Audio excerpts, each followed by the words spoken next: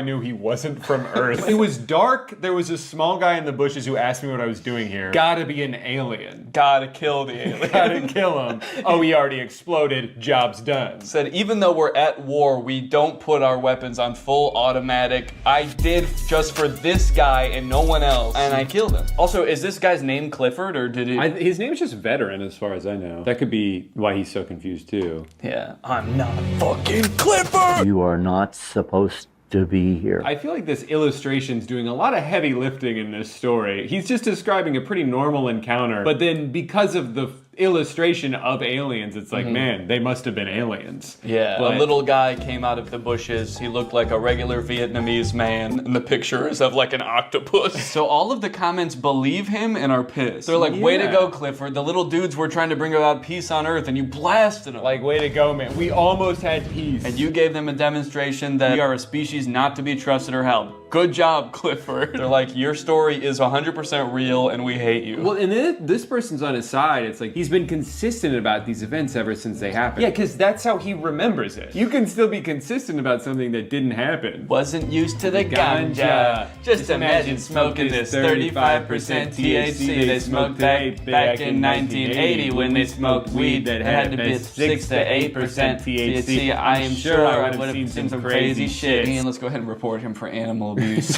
More like plant abuse, because he's smoking the shit out of that ganja. Ganja! That explains who are the gray aliens. Okay, well that'll be helpful because the last one was about the gray aliens. How exactly do you become an expert in that? Do you think it's Clifford again? Yeah, well he definitely seemed to have a lot of expertise because he saw them with his own 2 eyes. And he shot them with his own one gun. Gray aliens are perhaps the most commonly encountered extraterrestrial species that we know, named for the coloration of their skin. Oh, they're gray aliens because they're gray aliens. That they've been hybridized multiple times, and we're seeing a lot of different types of features. So there's a basic... I can't get into them now, but we're seeing many types of features. As this is only a YouTube short, I simply don't have time to go into great detail. Wait, my son got kidnapped by them when he was 9 years old. He was missing for a day. He told us that they have created us humans and need to create more humans in other planets and need his blood. I believe my son. Let's click on this guy's profile. Bullying his son. My son played with them when they abducted him, and he confirmed that they acted like little children. And they said, Clifford, what are you doing here, Clifford? Aliens think everyone's name is Clifford. Oh, what up, Clifford? Welcome back, Clifford. I think every human they see is the same human that they just saw. Good, you look very different today, Clifford. What a strange planet only inhabited by one man named Clifford. Who changes shape every day. Don't shoot me again, Clifford. Your bullets have no effect on my robot body. But they have extreme effects on my feelings, Clifford. It's the intention that hurts. As my son has mentioned, when he was inside the ship... As my son has mentioned countless times, my son, who's an expert, 9 years old, got abducted. It's a computer-based reality which they created long ago, and many souls were kidnapped and then put inside these machine bodies, so they used what is known as spiritual necessity. Do you think this guy's ever done drugs? No. He's too busy. He's trying to get his son back from the aliens. I believe him because they were in my house around 1997. Unfortunately, I panicked so badly they didn't speak. I regret it now. I might have gotten answers, but I couldn't believe what was happening, and I had 3 little girls asleep in the house. Two of mine and one of my best friend. Huh? Wait, I had 3 little girls in the house, 2 of mine and one of my best friend? I think his best friend was a little girl. Yeah, my daughters were hanging out with my little girl best friend. They have so much in common because they're the same age. And when the aliens came in, I panicked. Because I didn't want them to wake up, my best friend. So, yeah, I guess aliens, the little gray guys, must be very shy. Because if you panic a little bit, they're like, oh, sorry, Clifford. We'll come back later, Clifford. We have to go now. We are gray. So now it's just these two talking to each other. Yeah, what, did they visit you again? They told my son that they will come again, but they didn't come anymore. He saw a tall man with blonde hair. Okay, wait, hold on. So the story is falling apart a little bit. He's like, yeah, he saw all aliens. And it's like, okay, well, there was one blonde guy. One guy with blonde hair. And I guess some of the aliens they kind of looked like they had regular hair on their head. They had regular Vietnamese hair, and they were just short little guys. Speaking Vietnamese, I couldn't understand a word they were saying. It was like some sort of foreign language to me. I shot him. My bullets did have an effect on them. I'm writing this from jail. Your son is wrong. At least mostly. I can confirm there was a tall blonde guy. Wait, also report encountering tall, chalk white, blonde-haired, blue-eyed, barefoot. Barefoot. So he's saying that people who were abducted by the gray aliens often report the presence of a Drew-like entity as well. Yeah, and that is how they refer me as the Shining One. And they do not blink. But I don't know, I blink. What was it that you said to me when I started recording this video? No blinking, it's disrespectful. No blinking, it's disrespectful. I have to go. I've been found out. I never should have agreed to do a conspiracy video with you. It was only a matter of time. Yeah. Channeling Bashar has definitely changed my life in profound ways. Now, again, not everyone has to believe that Bashar is real. That's good. Yeah, that really works out for him, whether you believe me or not. That's the great thing about being crazy, is that you can believe whatever you want, and even if other people don't believe it. Even if it makes no sense, it doesn't matter to you. So he delivers information, which he sometimes calls an instruction manual or the formula. And when people follow it as precisely as possible, with an open mind. That's such a great cap. Eventually, Kala did get shut down by the city, as detailed in this article. How Tunnel Girl's DIY storm shelter took over TikTok, then people turned against her. In 2022, a TikToker began documenting an elaborate underground construction in her home. As her videos garnered traction, people began questioning the safety and ethics of her project. Okay, safety I understand. I could see how people would think this isn't safe.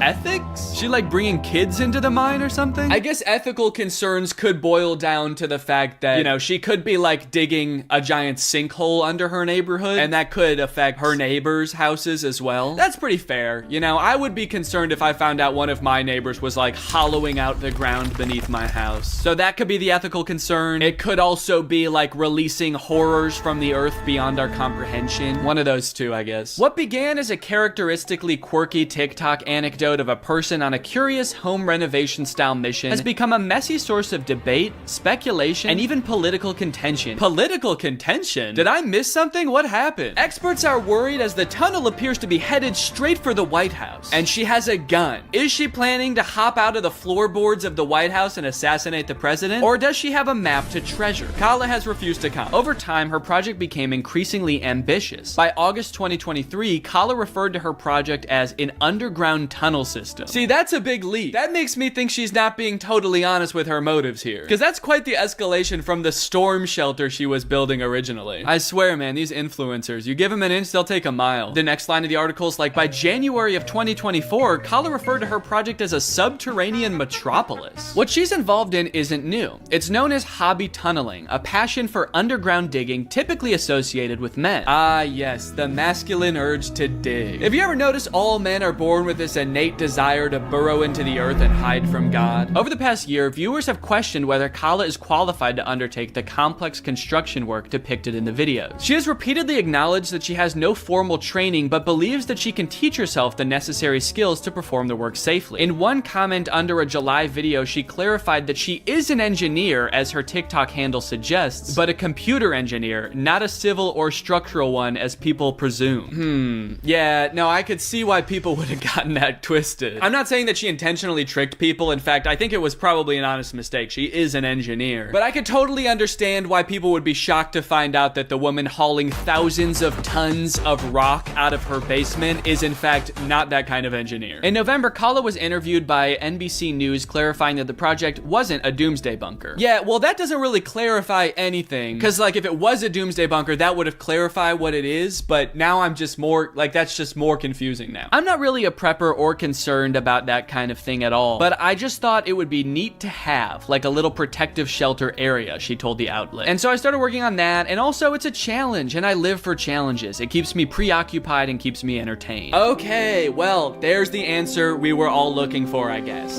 She just likes it. She's having fun. And at the end of the day, isn't that all that matters? In late December, videos expressing concern about the impact Kala's project was having on her neighbors began to circulate. Oh, okay, no, that wasn't all that matters. Then on December 31st, Kala responded to rumors that her project was being shut down with a video explaining that local city officials had halted it. So they did give me a stop work order and are requiring an immediate evaluation by a professional engineer. Fortunately, contrary to few rumors here, it is constructed entirely below the slab of my house. Wait, how is it entirely under the slab of your house? It is constructed entirely below the slab of my house. Didn't you start at the edge of your basement and then dig like 30 feet in one direction? Maybe I just don't understand the shape of her house, but I feel like she's definitely in her neighbor's yard at this point. Also, wouldn't making the tunnel system completely under the slab of her house actually be super dangerous? Because that's the dirt that your house is sitting on. So the project is halted. Kala is waiting to get her tunnel system approved. And that's pretty much the whole story right now. Or is it? While watching through all of her videos, I uncovered a bit of a strange subplot that not enough people are talking about. Bedroom remodeling. Previous occupants considered this room haunted and reported frequent creepy occurrences and ghostly encounters. I'm planning on reimagining the room and renovating the walls/carpet. The bulkhead needs to be fixed and the shoddy trim replaced. I love the curtains. Okay, hold up. You just listed a bunch of things wrong with this room, but one of them seems way more important than the others. Tell us about the haunted room. Why is it haunted? What is the ghost? You, Kala, would not make a very good realtor. Okay, this is the primary bedroom. This window has a great view. There's plenty of space in here. Little goblin there. All carpet, floors, of course. Sorry, goblin? I forgive you. No, I wasn't apologizing to you. Oh. Why is there a goblin? Okay, sure, there is a goblin. But the rest of the house is really nice, you know, when he's not stinking up the place. Yeah, sure, it's a great house, but I'm supposed to sleep in here. Is that little freak gonna watch me sleep every night? I didn't want a goblin. Oh my God, goblin this, goblin that. Dude, if you love the goblin so much, why don't you just fuck him already? I don't love the goblin. Be kind with your words, please. I just want a normal house. Nice windows, nice floors, no goblin. Well, if there's no goblin in the tunnel, why don't you just sleep down there? There's a tunnel? Yeah, under the whole house. It's huge. You're gonna love it. And don't worry, it's only directly under this house. Wait, if there's a giant hole directly under this house, wouldn't that mean... Uh-oh! I do not fear death because I have no reason to live. Oh, that's really sad. The wall hangings were left behind by the last occupant who was twice admitted to a psychiatric hospital for insanity? What? So am I the only one thinking this?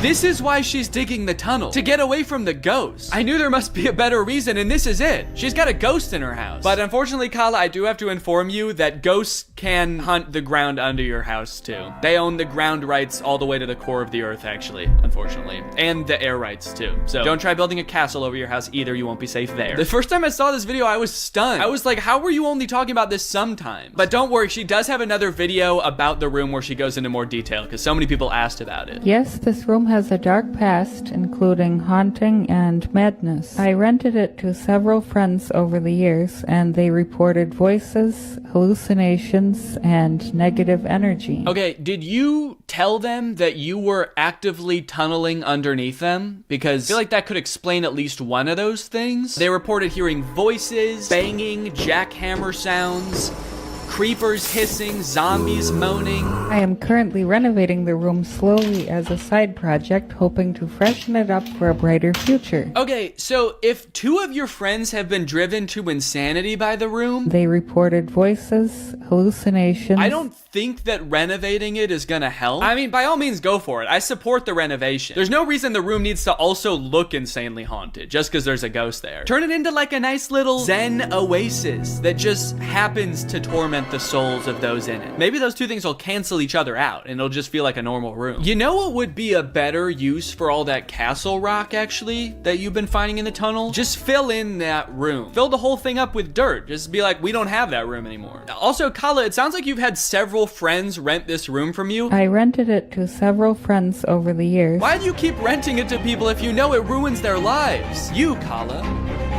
would not make a very good realtor. The only thing left behind is this drawing of a tree that she always kept with her. On the reverse side, there is a photo of a motivational writer who she had a deep parasocial relationship with. It just feels like you're kind of throwing her under the bus for that one. Doesn't seem like that has anything to do with the ghost. The room is the second most haunted place in the house.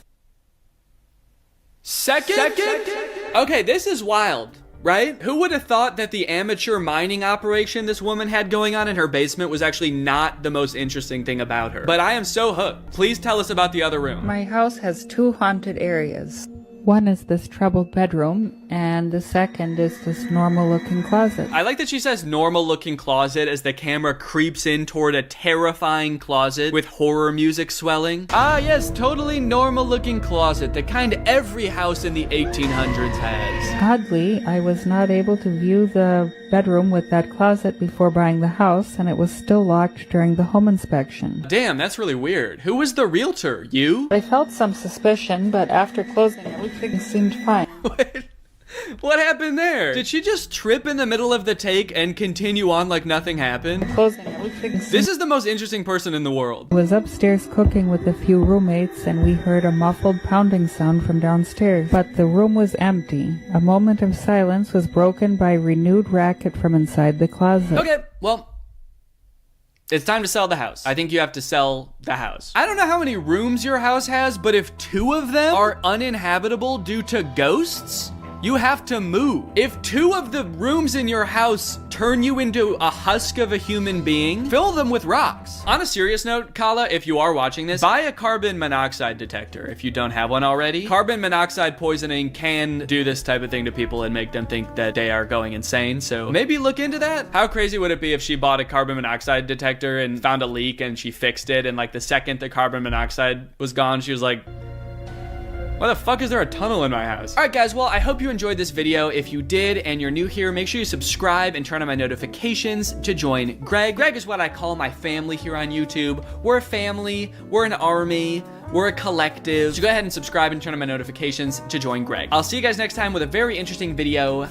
Bye-bye. This is the most state-of-the-art VR headset on the market today, and I am its newest and proudest owner. The reason I went out and got this headset is because I want to experience the worst VR games in existence. I've done other videos before about trying bad iPhone games, but I have a feeling that VR games are gonna be so much worse. Because sure, those games have had bad graphics and glitches and didn't make any sense, but imagine strapping all of those things to your eyeballs. I think these games, if they're really bad, might be the worst gaming experience possible. Or maybe they'll actually be really good. I'm not actually sure. This is the first game I'm gonna play. It's called Eastwood VR. I found this game by going to Steam's VR section. I searched shooter, and then I scrolled all the way down to the bottom to find the worst reviewed game. As you can see, it says 18% of the 11 user reviews for this game are positive. Let's check out the trailer.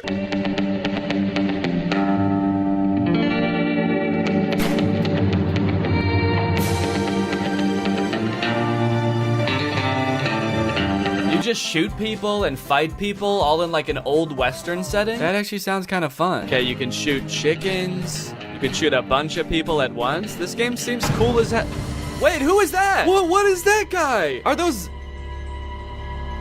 You need to defeat the worst guys on the whole Wild West to become the coolest cowboy ever. Every next bandit got harder reaction and shooting skill. Game has more than 10 different levels with different enemies. Okay, tell us how many levels though. More than 10 is super vague. Is it 11? Are there 11 different levels? Also, there are a few bonus levels. They have different levels and bonus levels. Also, there is multiplayer mode where you can compete with other players online. Dude, this game actually sounds sick. Why does this have such bad reviews? Bad game. It is not polished at all. Throw your pistol away and you cannot do anything else in the game, not even restart. Okay, note to self, do not throw pistol away, because I guess I will not be able to do anything in the game if I do. This person said, wish I knew how to get my money back, and then it says, product refunded. Guess he figured out how. And then this review says, I kind of like it for some reason. I have no clue why, but this game slaps. I wish I could remember why, but I just black out every time I play it, and when I come to, I just know that I had a good time. All right, I'm gonna buy it, and we're gonna figure out what exactly is going on with this game. It's only $4. Why not? Now, unfortunately, I've played a few VR games before, and my body is not exactly built for it. If I play in VR for too long, I get what I like to call VR fever, which is not the fun kind of fever. It's not like Bieber fever. It's the kind of fever where I get nauseous from motion sickness. So I'm gonna need to get nice and hydrated for this, and I'm gonna need that hydration to be nice and fun. Luckily, I have my Air Up bottle, which is exactly that, and they're also the sponsor of this video. How perfect is that? Air Up is a whole new way to get hydrated. While you're drinking regular plain tap water, you get to experience the flavor of a variety of delectable scent pods, which you took place right here. Every time you take a sip, both water and scented air are transported up into your mouth, and thanks to the science of scent-based taste, you actually experience the flavor of peach, or whatever flavor you want. They have an endless array of flavors. If you ever want to drink just plain water, you can just push the scent pod down, and then you can pull your scent pod back up when you want water flavored only by scent. I like my Air Up bottle because it's not adding any sugar or sweeteners or additives to the water. It's literally just plain water, but you end up drinking more because of the flavor. So if you want to experience Air Up for yourself, click the link in the description and use my code Danny. Thanks to Air Up for sponsoring this video. Now let's game.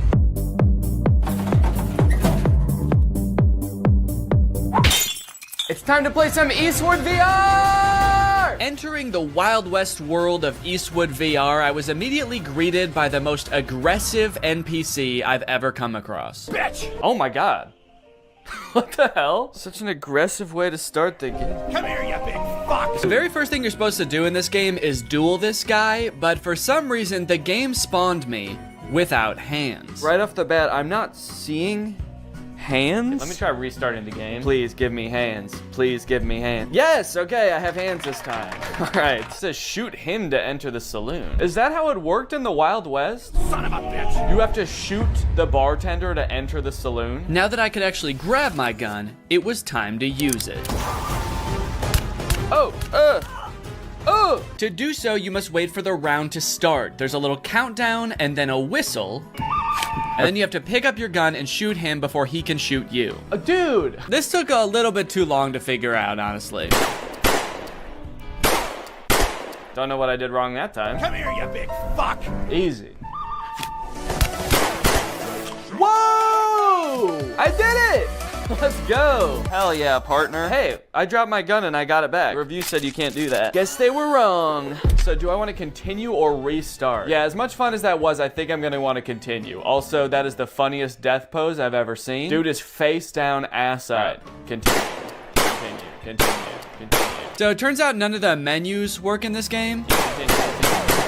So I just decided I'm gonna shoot this guy and go into the saloon. Lovely, okay, so now I'm in the saloon. This is kind of fun. I'm actually, I mean, it's not that bad so far. I immediately began to explore everything this saloon had to offer. And it turns out there's quite a bit. You can throw this pot up in the air.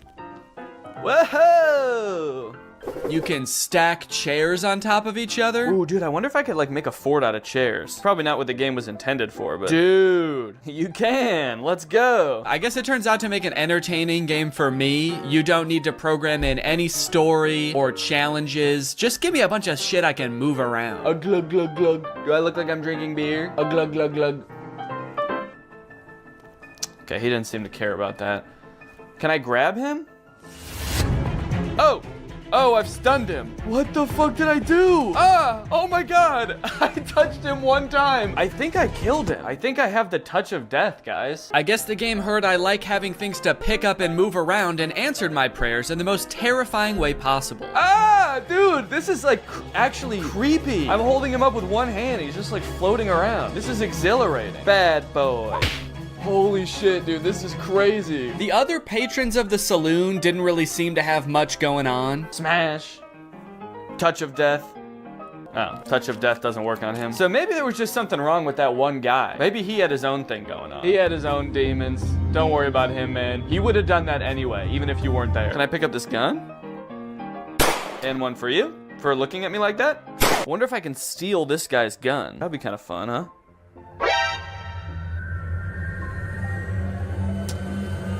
Okay, that's funny. On the wall of the saloon, there's a list of other bandits you can duel with.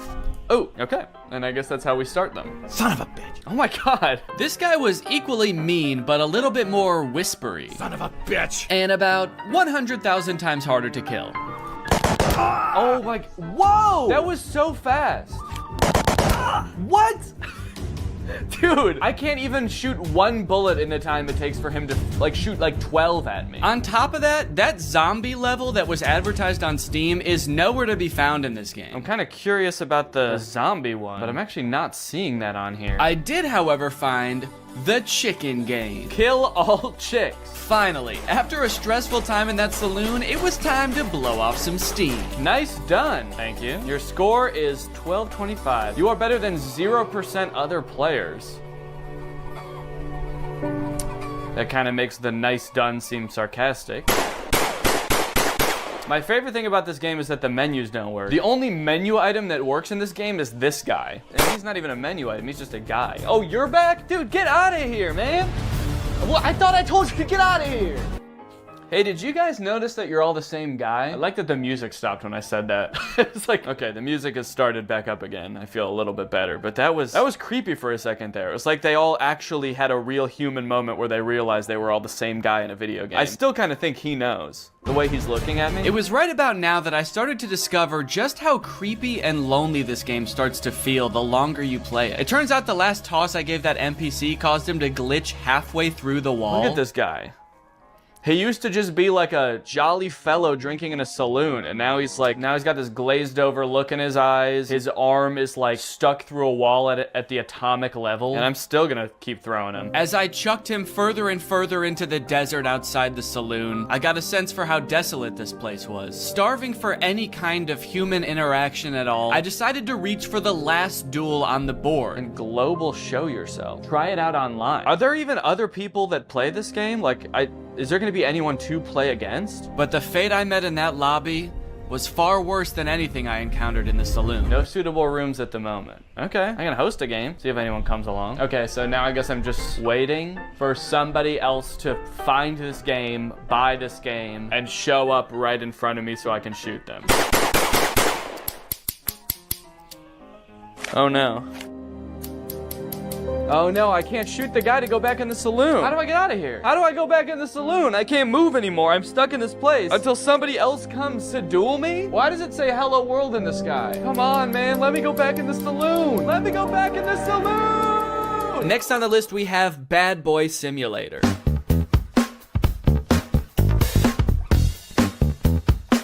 Okay, so it looks like a game where you spend all of your time in one classroom just tormenting the teacher and students with chemical weapons. This game looks insane. Also, what is this glove? Are we playing as a supervillain?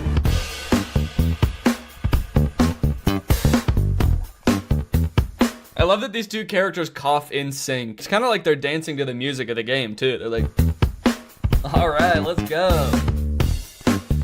Yeah, everyone kind of has like in sync choreography to the sort of chemical warfare that they're being subjected to. Were you a bully at school, or vice versa? Were a diligent student, and now you regret that you did not break away then properly? Do I regret not being a bully in school? Yeah, man, I was a little goody two-shoes in high school. I wish I made bombs. I look back on my years as a teen, and my greatest regret is that I didn't blow up my science classroom. Arrange yourself more conveniently. What does that mean? How can I arrange myself to be more convenient? Will you be able to infuriate the teacher without catching her eye and avoid the look of a classmate bastard? What? Okay, I'm sorry, but if anyone's the classmate bastard, maybe it's the one with a supervillain-esque glove making bombs in the back of the class. So the reviews for this game are mixed. Some people are loving it and some people are hating it. This one person said, I can't close the game. That sounds terrifying. What if it turns out this person forgot to actually put their headset on and just started doing this at school thinking they were in the game? I gotta find a way to close this game, man. I'm in too deep. It's been months. I've been expelled. I'm on the no-fly list. Can someone please tell me how to close this thing? Can someone please tell me how to stop being a bad boy? I wonder if there's a story to this game or if you just stay in this one classroom the entire time. But you know what they say, there's only one way to find out. To start this game, you go through a tutorial that teaches you a bunch of different methods you can use to prank your teacher and classmates. Put something on the bottom of the teacher's mug,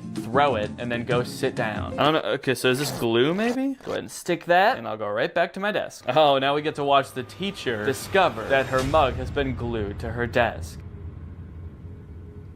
What is she doing? Why is she just standing there? Not really sure what happened there. My best guess is that I put too much glue on the mug and she could tell even from outside the door that she was about to be pranked. So she was sort of like angrily protesting from outside the room. 1, 2, 3, stick it. And then I go back and sit down. Oh, here we go, dude. Here she comes. Tiniest legs in the world. Oh, good God. Is the teacher a baby? These pranks rely heavily on distracting the teacher, that way you can cause your mischief without getting caught. You can throw a paper airplane to distract the teacher. Miss? Sometimes it doesn't work. That distracts her. I go and take the mug, and I go back and sit down. Fuck you. Oh. But I don't think any of the other distraction methods really matter because you can also freeze time. Bink. Put this on the mug. Sit down and... Yes! She is so pissed. Now that I was done with the tutorials, I could actually get into the real levels. And it looks like there are a lot, dude. 1, 2, 3, 4, 5 by 1, 2, 3, 4, 5, 6. There's 30 levels. A little bit of quick math for you. And I'm not even in math class right now. I'm in stand class. What does that mean? Wow, look at what all these kids drew in stand class. Level 1, begin. What? Excuse me, are you all right? At first, I had absolutely no clue what I was supposed to be doing during this level. Oh. I was trying to throw the banana and I took a bite out of it. Whoa, how'd I do that? I like hollowed out the peel? Did I do that with my tongue? But don't worry, I soon found these super vague instructions that I decided to follow. Level 1, banana and that thing. I don't know what that thing is, but apparently putting a banana on it makes the teacher slip when she steps on it. Oh, shit. Wait, okay, I guess that was actually what I was supposed to do. So it seems like every level is just a list of items you need to pick up from around the classroom without getting caught by the teacher. Level 2, glue plus rock plus slingshot. Okay, it's really helpful that I can just freeze time in this game. That makes it so I don't even have to distract the teacher. And then you assemble them into some sort of strange contraption that doesn't really make any sense. Okay, I'm actually not sure what I'm supposed to be doing here, but I can't pick up the soap anymore for some reason. Like, what is this? I feel like I'm supposed to be shooting the soap. I can't make heads or tails of this. Everything's covered in glue. What do I do? I'm just gonna go get caught by the teacher because I don't know what I'm supposed to be doing. Teacher, I was a bad boy. Can you please put me in detention? Eventually I figured it out, kind of. I'm still not really sure what the soap had to do with any of this, but it's a glue slingshot. She can't figure out where it's coming from. I'm being so sneaky. This is so good. Dude, the teacher is furious. She's so mad she forgot how to hold a book. That's pretty much the whole game, honestly. It's very repetitive, and sometimes the things you have found just inexplicably disappear. Hey, where'd that stuff go? And there's only 2 different classes. There's math class and chemistry class. Technically a third if you count the door that just leads to a void. Oh. I have to say, man, this game did not make me feel like a bad boy. One really interesting thing about VR games is that I guess because it's so immersive, a lot of companies have created trainings for various jobs for their employees to experience in VR. The strange thing about it is that instead of being like on some private server somewhere, they're just for sale on Steam. So this one's called Truck Preparation for Driving VR Training. It is $200 and it promises to teach us how to proceed full preparation for driving of the truck with load. So they took the most fun part of being a truck driver, driving the truck, they took that out of the game. They said, no, in this game, you just prepare the truck for driving. So why does this game sound appealing to me? Why am I even the slightest bit interested in learning how to prep a truck for driving? I don't know, man. I guess I kind of just want to see if I'll learn something. Also, I kind of want to find out why this game is $200. So I'm gonna try it out. Ooh. This is beautiful. Oh, right from the start, it seemed I was gonna get my money's worth from this game, as it boasted nearly 3 hours of training time. Come to the table. To move, point the controller to the green circle and pull the trigger. Okay, let's go over here. Take your driver's license out of your breast pocket. I showed my ID to a very unimpressed desk worker. How come this guy doesn't look happy to see me at all? What's he doing over here? All right, what am I supposed to do? Take a tablet with the checklist from the table Take and the the tablet waybill. from the checklist. Right, okay. Read the documents. Oh my god, it's gigantic. Why was it so small on the table? Are you seeing this, dude?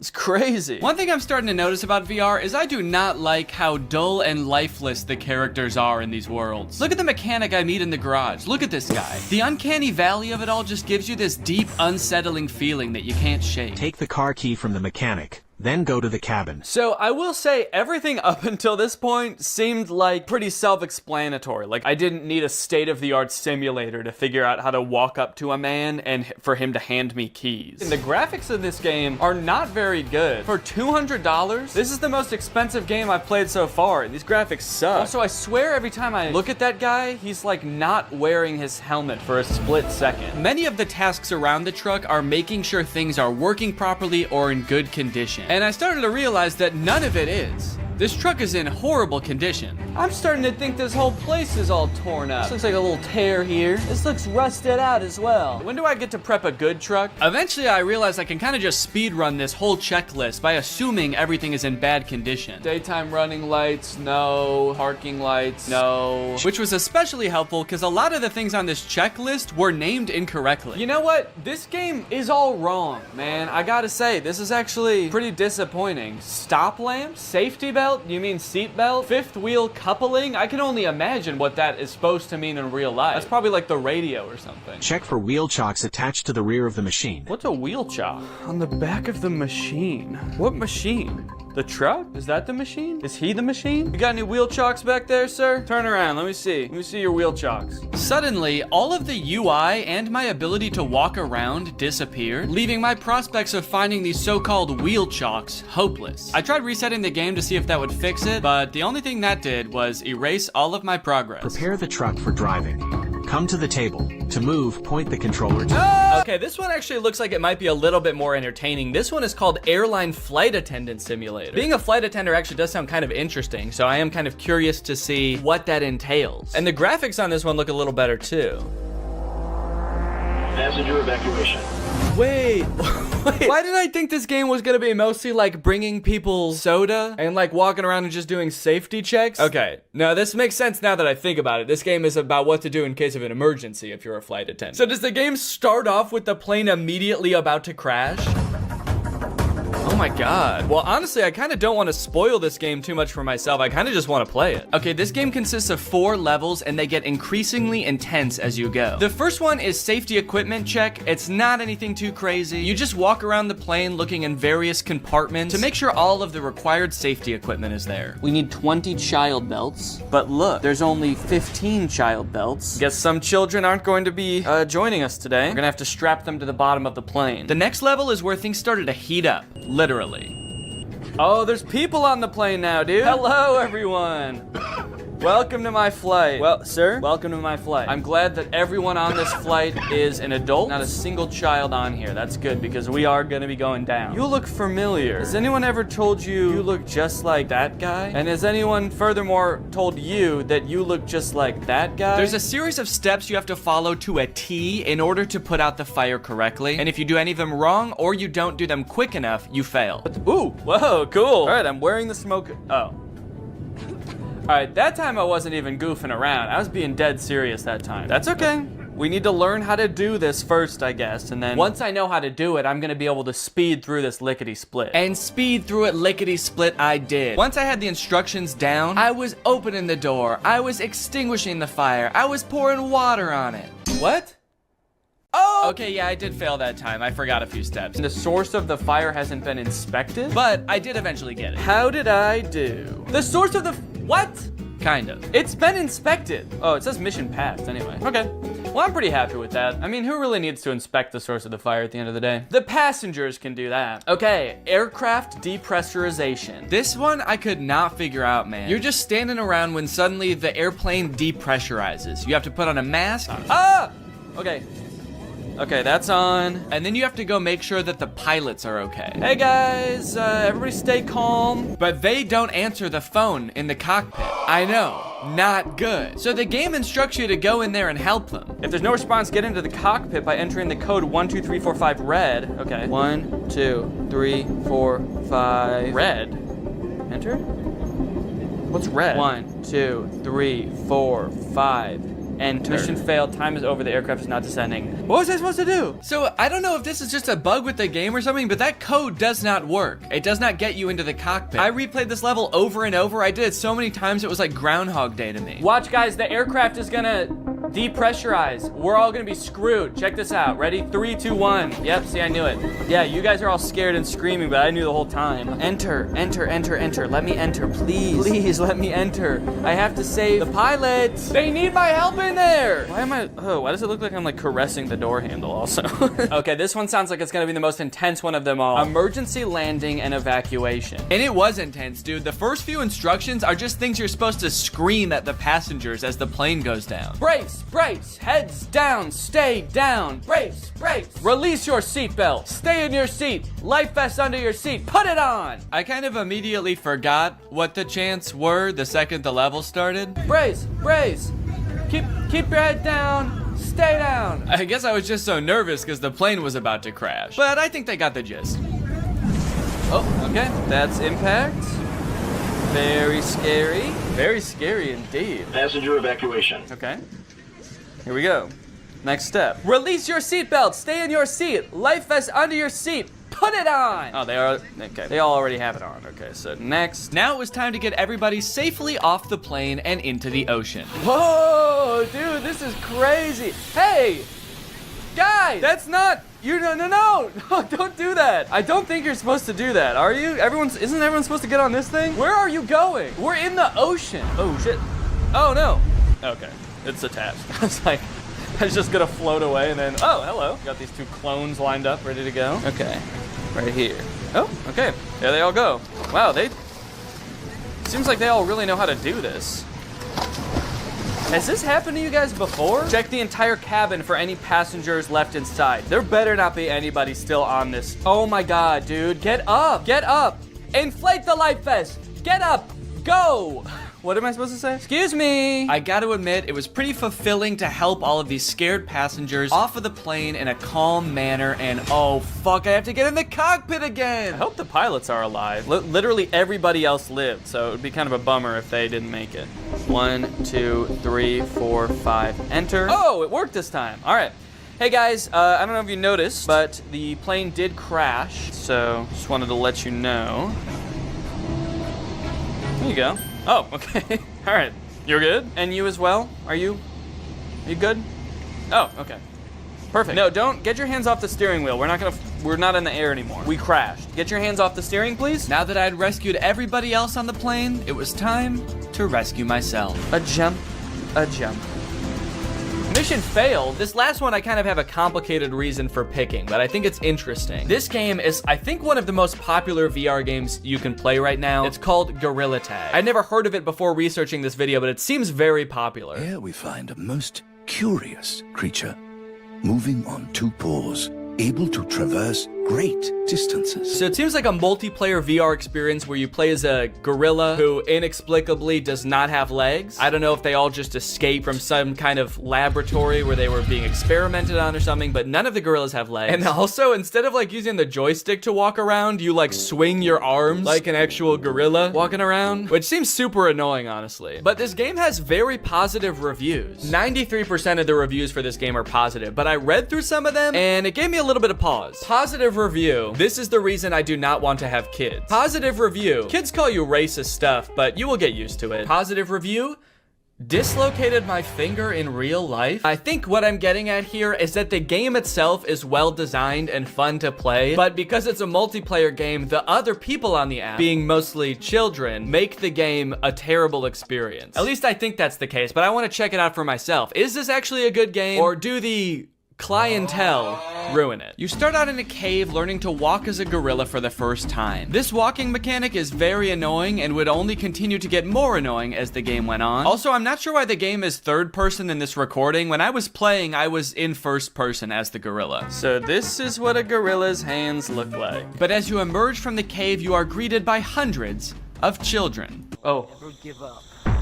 Whoa, suddenly I can hear people. Hey, hi, I'm new here. I don't know how this game works. Can anybody help me? Yeah, I will. Jump down. These children were immediately so eager to teach me how to play. They also turned me into lava. I'm still not sure what that means. Wait, what did you do to me?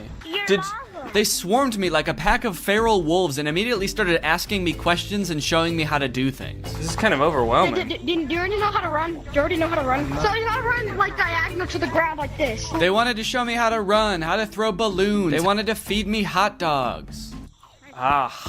Thank you. So hospitable, thank you. So overall, most of them were pretty nice. There was this one gorilla who kept asking me to change his color code in a very intimidating way. Did you take off my color code? What? Did you take off my color code? I don't know.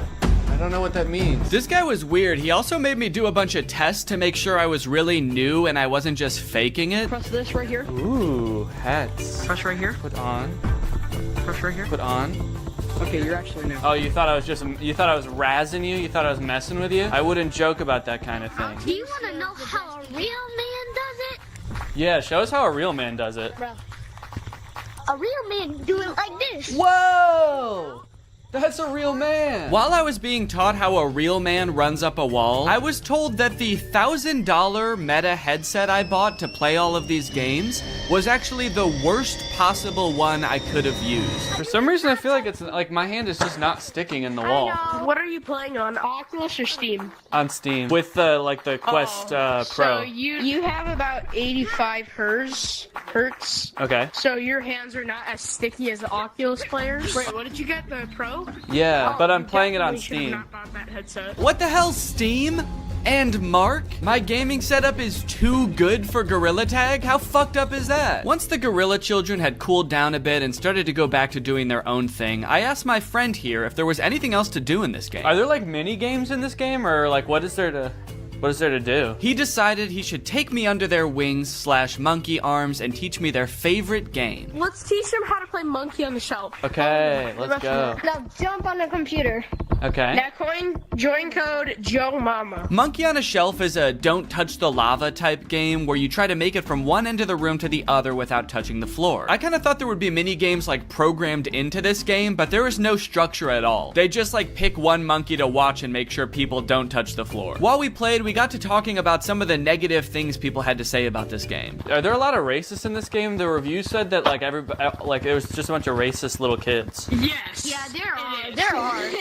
Did they get banned? These sometimes. Before I knew it, it was time for me to log off. All right, guys, I gotta go. But can I just say? Nice knowing you. Can I just say thank you guys for taking me under your wing and teaching me how to play this game. I couldn't have done it without you. Thank you guys. You're welcome. You guys are the coolest monkeys I've ever met. Yep.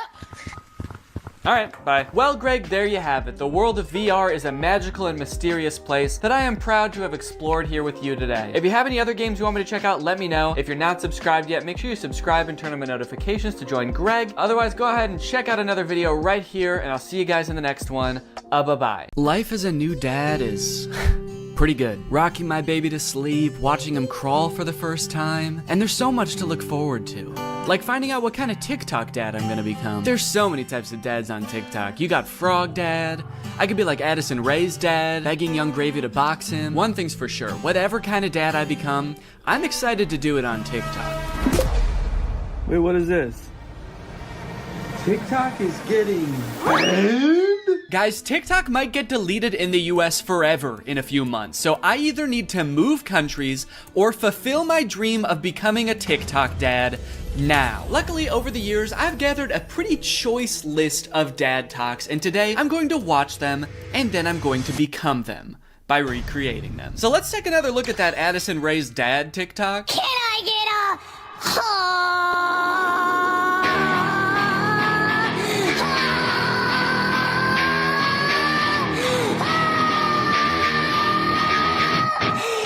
Okay, so this TikTok is from a couple years ago. It's from 2022. And if you were unaware of this situation where Addison Rae's dad wanted to fight famous rapper Young Gravy, I believe it started because Young Gravy made some comment on a podcast about finding Addison Rae's mom attractive. Now, Addison Rae's dad and his mom aren't together and haven't been for a long time, I think. But nevertheless, Monty, that's his name, Monty Lopez, decided to settle the score by getting on TikTok and begging Young Gravy to fight him.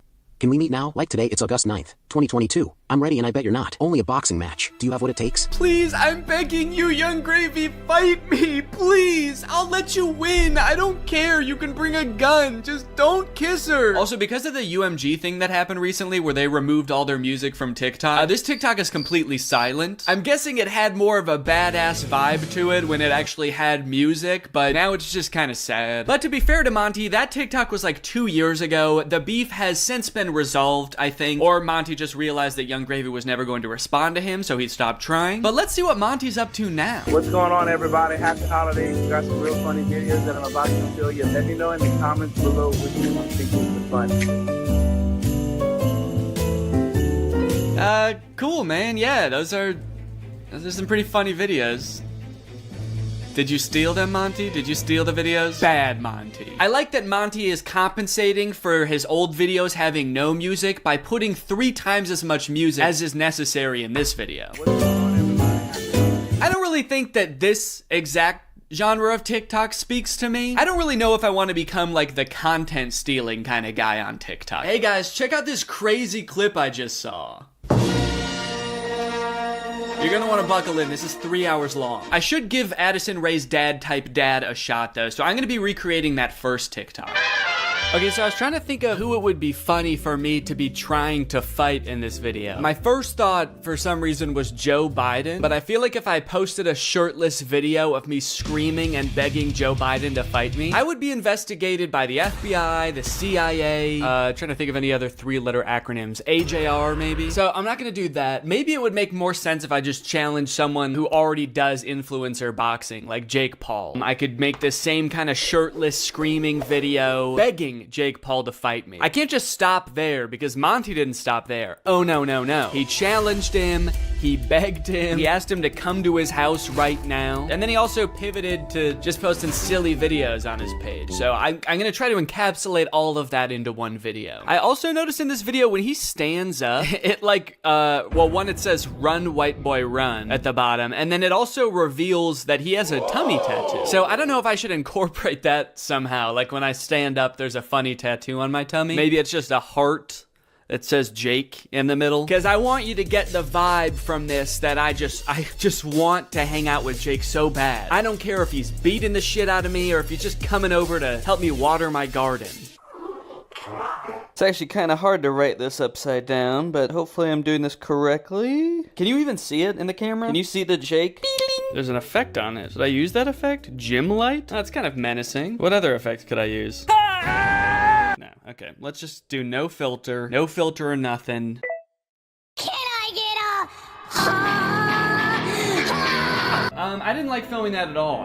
No, actually, I hate that. I'm gonna put my shirt back on. Yeah, sorry, I hated that. I'm gonna keep my shirt on, actually. I thought I was gonna do it with my shirt off, man, but I can't do it. I just can't see myself convulsing shirtless like that. I don't even think I want it on the internet, to be honest. I don't want it. Nobody should see that. So it's gone now. I'm just gonna have to live with Jake tattooed on my tummy, and that's just gonna be a secret between me and you guys. Nobody's gonna know that happened. Okay, let's try again. Shirt mode activated. It's hard to press the start button the way I have my phone propped up. The keyboard's kind of in the way here. There we go. Okay, shit. God damn it.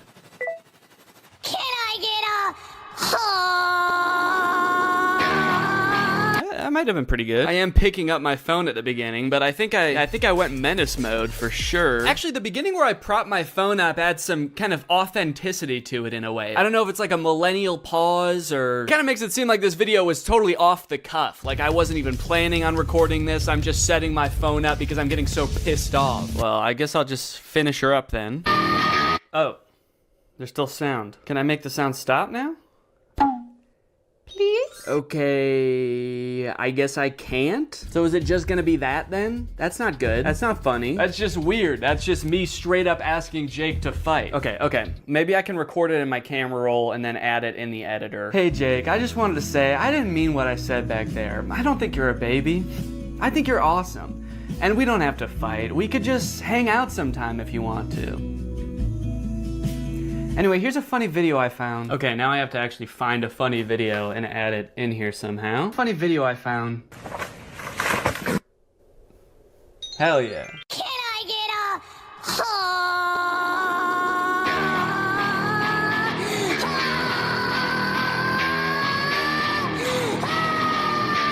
Hey Jake, I just wanted to say, I didn't mean what I said back there. I don't think you're a baby. I think you're awesome. And we don't have to fight. We could just hang out sometime if you want to. Anyway, here's a funny video I found. Yeah, I think it's perfect. And I think it's ready to post, and I'm worried at all about what people will think when I post this. So I think after I create all the TikToks, we can take a look at some of the responses to them. Okay, next TikTok. My daughter being in a toxic relationship. Hashtag POV, a pack sticks up for each other. One of my favorite things about this TikTok is how many people show up. I thought it was just gonna be the dad at first, but then more and more characters keep coming in. It kind of makes the dad seem a little less badass. Like, no wonder the boyfriend's scared. He is severely outnumbered. I also love how the uncle comes into frame by touching the brother's shoulder, but it's obviously just his own hand touching his own shoulder. You know you're in for trouble when you feel your uncle tap your shoulder. You know how uncles do? Now, the weird thing about this one is that I actually don't know if this guy has kids. I actually don't think he does, but I do still think that there's something we can take away from this video. The whole concept of a pack sticking together. Oh, are they wolves? Oh, I think they're werewolves, and that's why it says a pack sticks up for each other. And that's why all their eyes turn blue, this horrifying shade of blue, and the dad has on a wolf necklace. So they must be wolves. They've got wolf eyes. Wolves have blue eyes, right? Oh, wait. They don't. Wolves have brown eyes, it looks like. I must be thinking of huskies. Oh yeah, huskies have blue eyes. Are they huskies? Leave her alone, buddy. Unless you want to get strapped to a sled and pulled very fast over a great distance. If this happened in real life, do you think that the boyfriend would even hear the dad? He's screaming and the dad is whispering. He has a few other TikToks where he plays the role of a dad navigating a kind of tricky situation with his daughter. I guess this genre is just fantasizing about having like a teenage child and something awkward or scary happening with that child. And also you have to look really badass and you do have to be part dog. Got it, can do.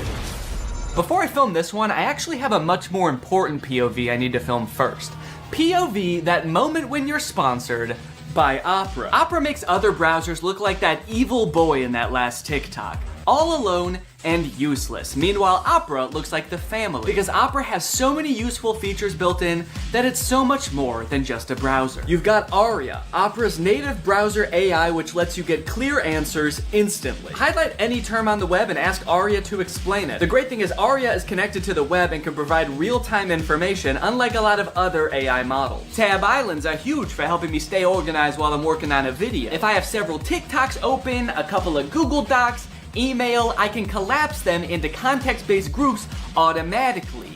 I don't know what accent this is supposed to be. One thing I didn't even realize I needed until I got Opera was a built-in ad blocker. It makes articles look so much more clean, which actually makes my videos look better, because when I screen record an article, there's not distracting ads all over the place. And it's super easy to turn on with just one click. If you're working on multiple projects at once, you can create entirely separate workspaces that you can switch between easily using customizable buttons on the sidebar. I don't like having a ton of browser windows open at the same time. It's super distracting and hard to sort through. So in my opinion, this is a much better solution. So if you want to check out Opera, then use my link below to download Opera today. Thanks to Opera for sponsoring this video, and thank you to you guys for checking out Opera. Now let's film this TikTok. Okay, so I've been thinking a lot about how I could make this TikTok kind of my own, you know? Take everything I like about the toxic daughter boyfriend TikTok and amplify it. So first thing we're gonna do is the amount of family that shows up. I liked how much it was in the first video. We're gonna double it. We're just gonna have a ton of people show up. We're gonna have the dad, of course, the brother, an uncle. Uncle's here! A second cousin, a third niece, maybe. Also, I think instead of like a toxic boyfriend, the daughter's just gonna be getting mugged. I think that would elevate the stakes a little bit higher. And then, you know, in the original TikTok, they didn't even turn into werewolves. Their eyes just turned blue, which, granted, that would be very scary if that happened to you, but I feel like they were trying to get at something there, but they didn't quite get there. So, in my TikTok, they're gonna actually turn into animals because there's filters on the TikTok that can turn you into animals. So that's what I'm gonna do. And I'm gonna do it now. So I think what would be even cooler than turning into a wolf is if I turn into a horse. And I know that there's horse filters on TikTok. I have one saved here, where if you open your mouth, you turn into a horse. So I'm gonna use this. Okay, beautiful, beautiful. I look gorgeous. And then everyone just starts turning into horses, dude. The daughter turns into a horse. Uncle's gotta turn into a horse. And last but not least, the mugger has to apologize, of course. Let's go, baby. Now all I have to do is edit this, and it's gonna be ready to go. Now this dad is a whole different type of dad. His name is Brian B. Toe. I thought Toe might be his last name, but the way it's spelled out in his profile actually makes it seem like Bateau is his last name. I thought B was just his middle initial till I saw this just now. Say what you want about Brian, but he do be Toe. And I think there's a lot we can learn from Brian's TikTok. Stuck in a generation where loyalty is just a tattoo and being fake is a lifestyle. Where the real ones at? Man, Brian's so cool. I thought he was a teenager for a second because of how cool he's dressed. Hey guys, I'm just skateboarding with my backpack to school. I mean work. I hope my teacher is cool today. Oh, I mean boss. Sorry, I'm just a kid at heart. Also, I just got in a really bad skateboarding accident and hit my head real bad. Can you drive me to the hospital? I don't like this angle. Why is he so much higher up than us? Are we a child in this video? Are we his child? Son, where are the real ones? What have you done with the real ones, son? I'm not even sure how the caption and the video are related. They seem like totally separate things. I'm so sick of my generation. So I've decided to join yours. I'm a teenager now. In fact, I'm so young that my kids are my...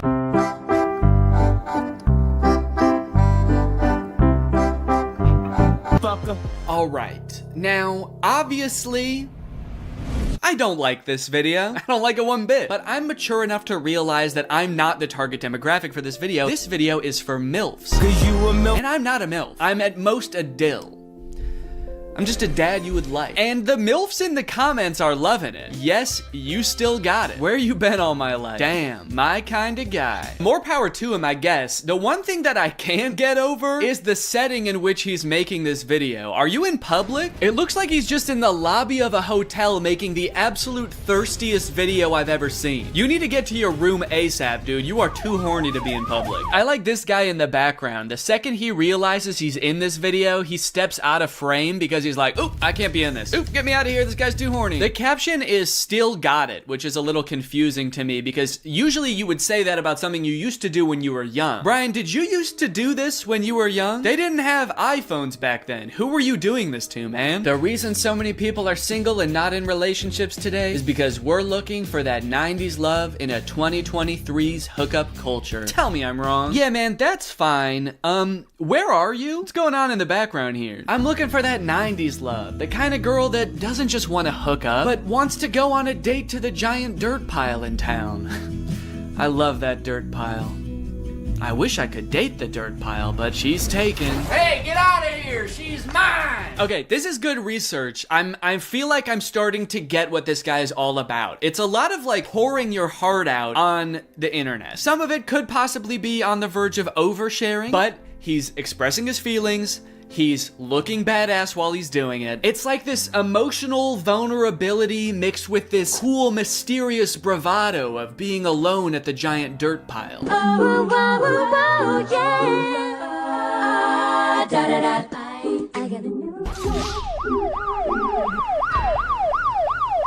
Okay, no, that's cool, man. Look, I obviously think that, you know, that's kind of a scary joke to make, but again, this video isn't for me. Oh, uh-oh. Oh God, Brian, the MILFs aren't liking it either. This guy is not funny. My first reaction, ew. Brian, you're scaring the MILFs, man. So I'm unaware of any gigantic piles of dirt near where I live. If there are any, I guess I'm just not cool enough to know where they are. So I'm here at the woods. Figured that would be an equally strange location to film this TikTok. So we've got strange location, the woods. We're going to have sort of a nostalgic / oversharing caption, which I'm still not sure what that's gonna be yet, but I can just figure that out while I'm editing it. I don't have to do that now. It doesn't have to have anything to do with the video, which is good. And then I also have to appeal to the youth. I have to try to make myself seem like a kid, which usually I'm not very good at, but I went to Walmart and I went to the kids section and I found some stuff that I think is gonna do the trick. Brian had a skateboard in his video, and so I bought a scooter. They didn't have any skateboards. I don't know if this is maybe a little bit too young for the demographic I'm trying to reach, but the box said ages 2 to 5. So I'm just gonna sort of pretend to be shredding it up out here at the beginning of the TikTok. By the way, I am like 75% sure that there's poison ivy under my feet right now that I'm very much trying to avoid. And I think I have, but my legs just feel itchy even just being near it. This was actually a horrible idea. Anyway, the hat. It says Fortnite on it. Can you see that? It says Fortnite on it. I found it at Walmart in the little boys section, and I thought, oh my gosh, this is perfect. This is gonna appeal to all the kids. So I've got my scooter, I've got my Fortnite, and I'm ready to have some fun. Let's film a TikTok. Okay, I think I'll just pretend to be ripping it up over here, and then I walk towards the camera, all cool. I for sure stepped in the poison ivy that time. Very cool. Why does this hat make me look like a pilgrim? It's like such a flat brim hat that it's gone past looking cool and gone towards looking like a full-on pilgrim hat. I am a Fortnite pilgrim.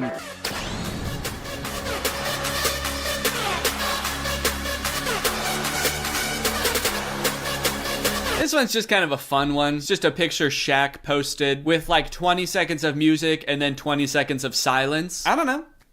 Could be the move.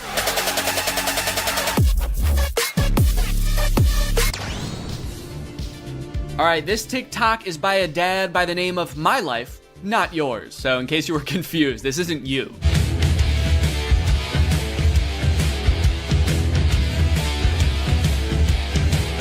Yes, dude, thank you. This is the kind of energy I'm looking for. When your kids need you, you drop everything. And you don't walk, you don't run, you don't even drive. You jump through the air like a giant bunny and you land right where they are. I guess we don't see where he lands. It would be kind of funny if it like cut to a reverse angle and he just landed at the bar. But one TikTok in, I am liking this guy's style.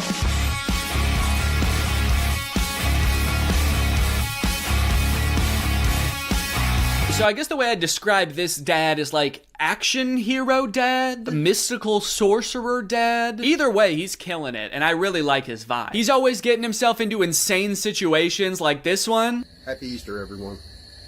So funny about how nonchalantly he says Happy Easter and then teleports himself into the UFO and kamikazes himself. Like, did he know that was gonna happen? Based on how chill he was, I kind of feel like he didn't. Happy Easter, guys. Oh, what the fuck is happening? What the fuck? Ah!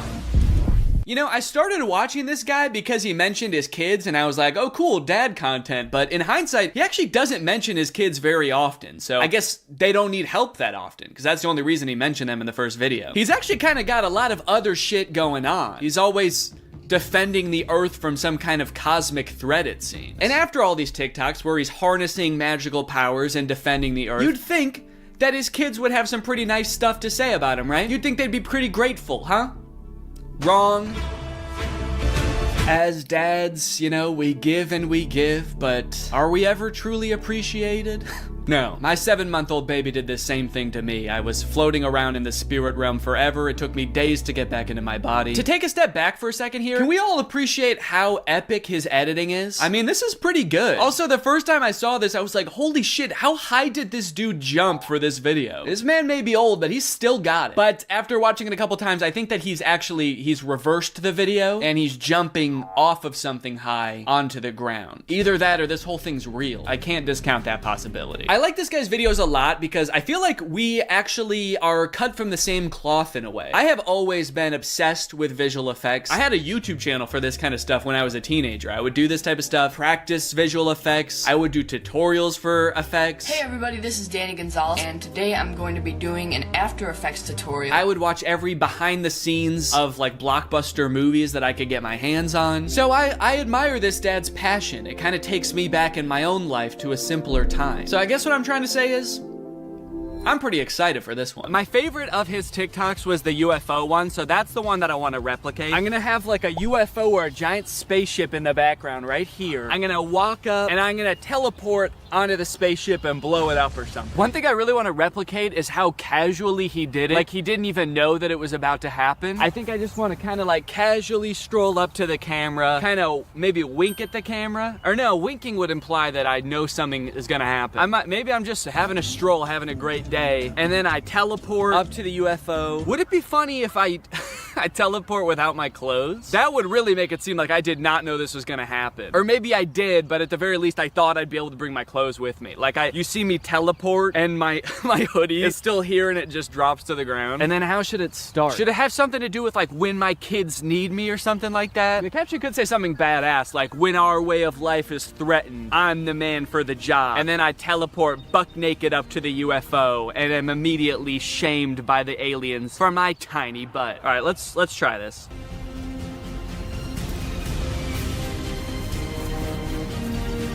Okay, and then I'm gonna take off my hoodie, put it right where I was, and then drop it. Okay. There was a person walking by while I was doing that. What do you think she thought? What sense could that possibly make to the average person? Maybe she knew what I was up to. She did look kind of older. Maybe she has a husband that does this kind of thing. All right, well, I'm happy with that. Also, I want to go home.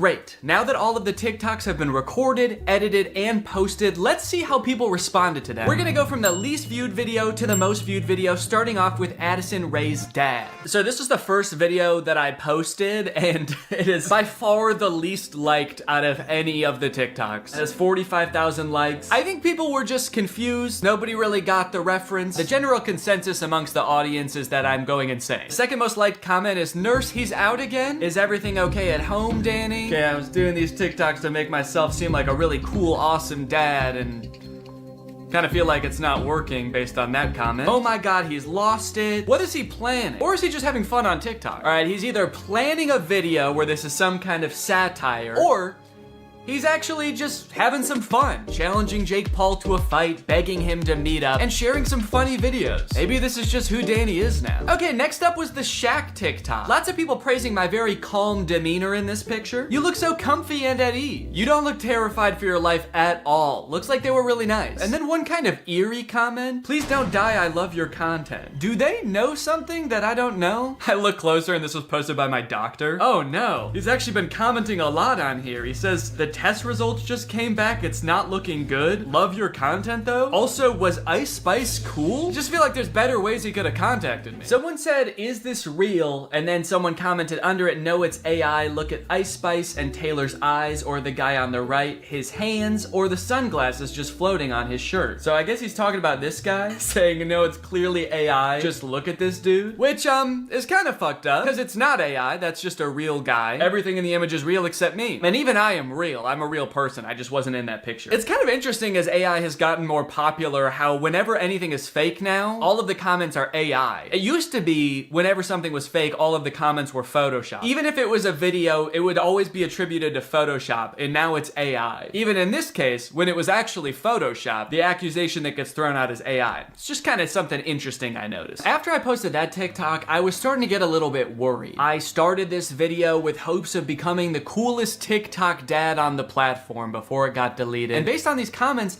I was beginning to worry that being a good dad didn't have anything to do with TikToks or Ice Spice. But don't worry, the comments on this UFO video fixed all of that. "Thank you, Danny," we all say in unison. "A modern Shakespeare brought tears to my eyes. I saw this on the news, so heartbreaking. Thank you for saving our children, Danny." Wow, this gave me chills. The things we'll do to protect our children. I mean, I don't exactly know what you did in this video, but thank you for doing it. You definitely did something to protect our children, I think. I would unironically watch this as a movie. Yeah, this TikTok was good, but I just wish it took 2 hours. "Oh, Danny, where do I even begin? You are the light to my world. You are the sunshine, Danny, my only sunshine. You make me happy when skies are gray. You'll never know, dear, how much I love you. Can't talk, saving the world."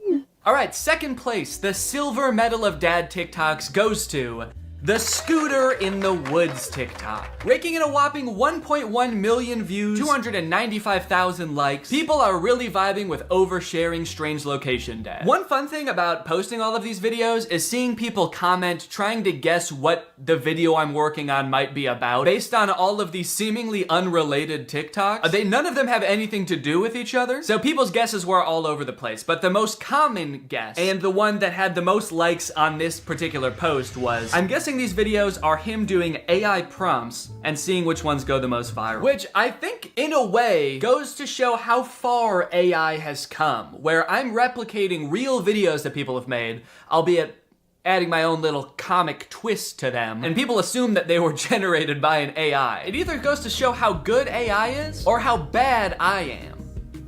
Either one. Someone said, too creeped out by Danny's facial expressions to even read the words. That's right, baby. That's my whole plan. I creep you out so much with my facial expressions that you don't even get a chance to notice I just admitted to burying someone in the woods. And finally, my most popular TikTok with 1.6 million views, POV Dad. With such praise as, this has to be for a video. To say that if they follow it closely with an open mind, then it will work. Because if it doesn't work for someone, he would just say, well, your mind just wasn't open enough. You clearly had some reservations about it, and that's the only reason it didn't work. And Bashar could tell. Yeah, he's very skeptical with people. How to channel Bashar. So it looks like there's only one person in the world who even thinks Bashar is real. Shirts. He has one shirt, but it changes colors when he channels Bashar.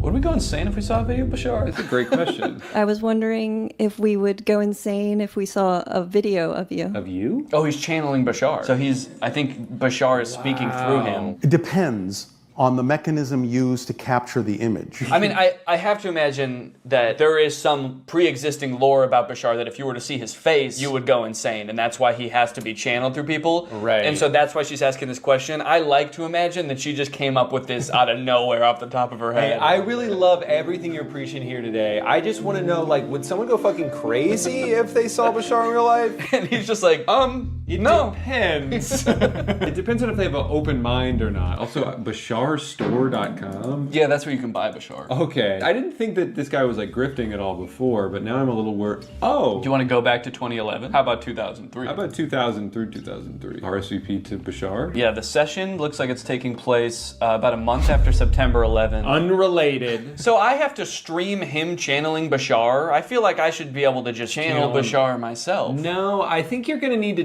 do it through a Bashar expert. I definitely feel like he needs... About 500 grand. We could do. Yeah, do you think 500? There's greatest tech flops, starting with the Humane AI pin. I did a video on the AI pin when it was announced months ago as this sort of AI-powered phone replacing device that you wear on your shirt. And look, personally, I'm all for rethinking the form factor of the smartphone to make it less distracting while still maintaining all of the functionality, but unfortunately, the AI pin did the opposite of both of those things. In the demos on their own product announcement, it was screwing up hard. It was messing up facts. It also seemed super difficult to use. And it seemed like they were being intentionally vague about what the thing even did in the first place. It's a standalone device and software platform. It seemed like the type of thing that literally only a sucker could buy.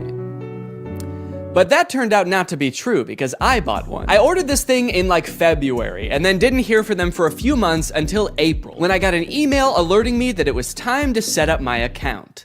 And boy, was I excited. So I'm gonna be honest, I kind of forgot that I bought this, but now my AI pin is ready to be personalized, apparently. Before we can ship you your AI pin, you will need to complete a few quick steps. So I have to set it up before they're even gonna send it to me? Kind of feels like they're calling my bluff. You don't really want this thing. How committed are you to the AI pin? Will you set it up before we even ship it to you? You probably won't configure your Humane subscription, set up your AI pin passcode, and add contacts. And honestly, I don't really want to do those things, but I guess they're not going to send it to me unless I do. It's time to set up your AI pin. There comes a time in every young man's life where he has to set up his AI pin. It's a rite of passage. Oh, that's fun. Woo! Is this it? Am I setting it up? Get a little over here, a little over here. It turns out that in addition to the $700 I spent on this thing, I also had to pay $24 a month to access features like the wireless network, cloud storage, and AI services, which in layman's terms are all of the things that the pin does. Luckily, the first 3 months of this service are free, so I probably will never have to actually pay for it. Set up your passcode. Okay, could you guys not look? I'm about to type in my secure passcode. Okay. Your passcode is easy to guess. Consider setting a more secure passcode. Yeah, but could it be so simple that it's actually, you would never guess it? All right, I'll change it. How is that easy to guess? It's my birthday. I guess that...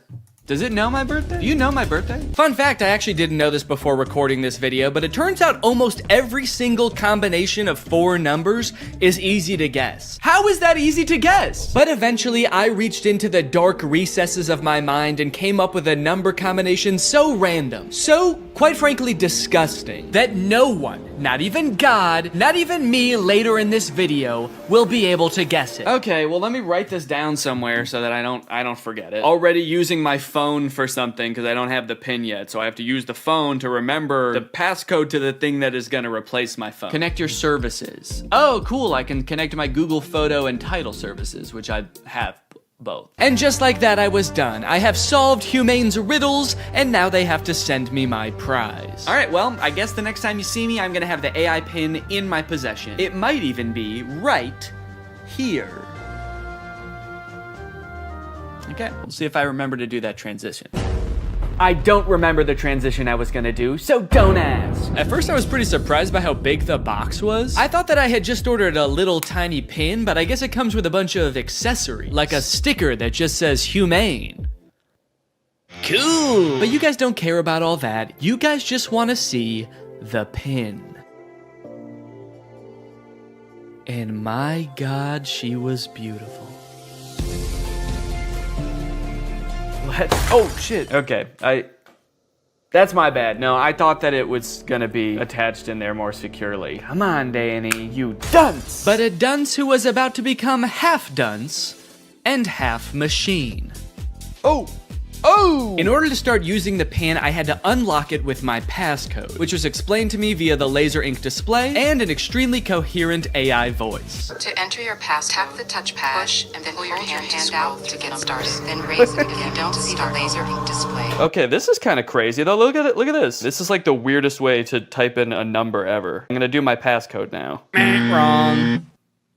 I forgot what my passcode was. Incorrect passcode? What would I have made my passcode? I forgot that I made a passcode. I forgot that I wrote the passcode down in my phone. I tried to click forgot passcode and it told me to go to this website to change it. But somehow, in order to do that, you need to know your existing passcode. Luckily, I recorded me making the passcode so I could go back and watch the screen recording of me doing it. If I was not a YouTuber recording a video about this product, I think I would be locked out forever. Come on, come on, come on, please. Yes, yes, welcome Danny. All right. After months of waiting, I was in. Now it's time to see what this device is capable of.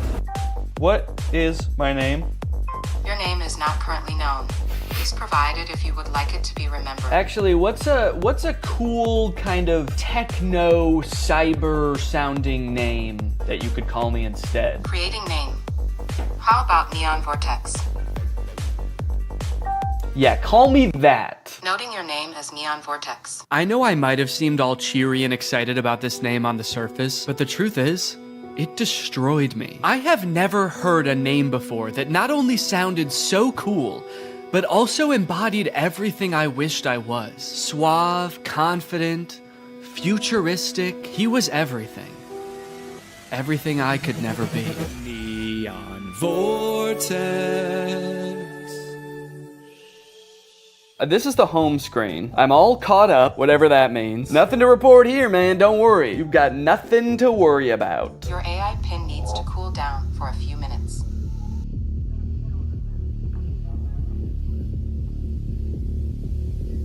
What? Yeah, so apparently it does that. Like a lot. If you use the display for more than 10 minutes, or the pin is in close proximity to a heat source, such as, I don't know, the human body, then it'll shut itself down so it can cool down for a few minutes. But hey, man, that's fine with me, you know, that just gives me more time to think. To think about him. The next day, I decided to put the pin's basic phone functionality to the test. Things like calling, texting, navigation. Since this thing is essentially supposed to replace your phone, it should be pretty convenient to do all this stuff on the pin.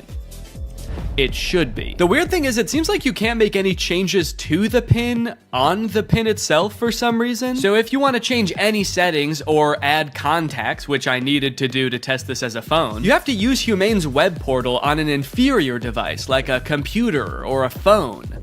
Gross! Not a great start for the pin, but now that I have done that, I should hopefully never ever have to use one of those ancient relics again. It's just one flashing green speck over here. I guess the laser ink display is already kind of messed up. Probably not a good sign for this technology, but you know what? This is a new thing, this whole laser ink display, so I will, whoa. Cowboy Carter, time to strike a match. What am I playing? Beyonce? and Dolly Parton. Don't know how I started playing that. Guess that's just a feature. If you make just the right gesture, it'll start playing the newest Beyonce song that exists. All right, let's start off by trying a phone call on this thing. I'm gonna try to call my wife Laura to tell her that I miss her. Call my wife. I'm sorry. I couldn't find a contact for my wife. Okay, fair enough. It doesn't know who my wife is, so I'll just tell it. If I tell you who my wife is, will you remember? Your AI pin can remember who your wife is if you provide the information. Excellent. So I told it, my wife's name is Laura. Please remember this. It's very important to me. Updating memory. Noting that your wife is Laura. I wish people said that every time you told them something important. Updating memory. Yo, what's up, dude? My name's Paul. Updating memory. Analyzing Paul. Great, so now we're both on the same page. My wife is Laura, and I want to call my wife. So now it will call Laura, right? Call my wife. Multiple matching contacts. Which one do you mean? Laura Fuexlow or Claire What? Claire? The girl I went to college with. Unfortunately, I did have to go back onto my computer to figure this out. And amongst all the data stored within my portal, like my name being Neon Vortex and the tunes I've been rocking out to lately, was the answer. My wife's name, according to the pin, was Lore. It thinks my wife's name is Lore. No, that's simply not correct. So I went ahead and fixed it in the portal, you know, that's what the portal's there for. So I fixed it, I changed it, and now it's gonna work. Call my wife. There are multiple matching contacts. Which one do you mean? Oh my god. Call Laura Fuchel. I'm sorry. I couldn't find a contact for Laura Fuexlow. How? Okay, so at this point, I don't know what was wrong. It was just like straight up forgetting which contacts it had. It said it couldn't call Laura because it didn't have her contact. Then it said it couldn't call Eddie because it didn't have his contact. Call Eddie Burback. I'm sorry.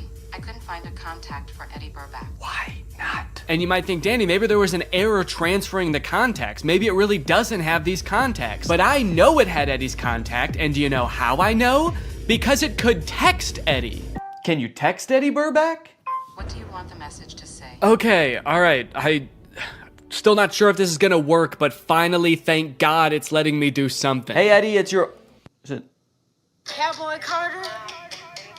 Time to strike a man. No, I'm not trying to play Cowboy Carter. Oh God, now it's playing Metro Boomin. Stop. Anyway, eventually I sent the text to Eddie. It worked. I didn't have any way to know it worked because there's no screen on this device. You can't see what the message you sent said or anything. So I guess you just gotta hope and pray it goes through and accurately transcribes what you said to it, which frankly I am not confident in after the whole lore debacle. Okay. Eddie just texted my actual phone and said, I know you made a video on the pin and I'm positive this is you, but it still feels like a scam, LMAO. I'm too scared to text back to a random number claiming to be my friend. Regardless of scaring my friend, the text went through. This was a huge confident boost. Time to try calling my wife again. Call Laura.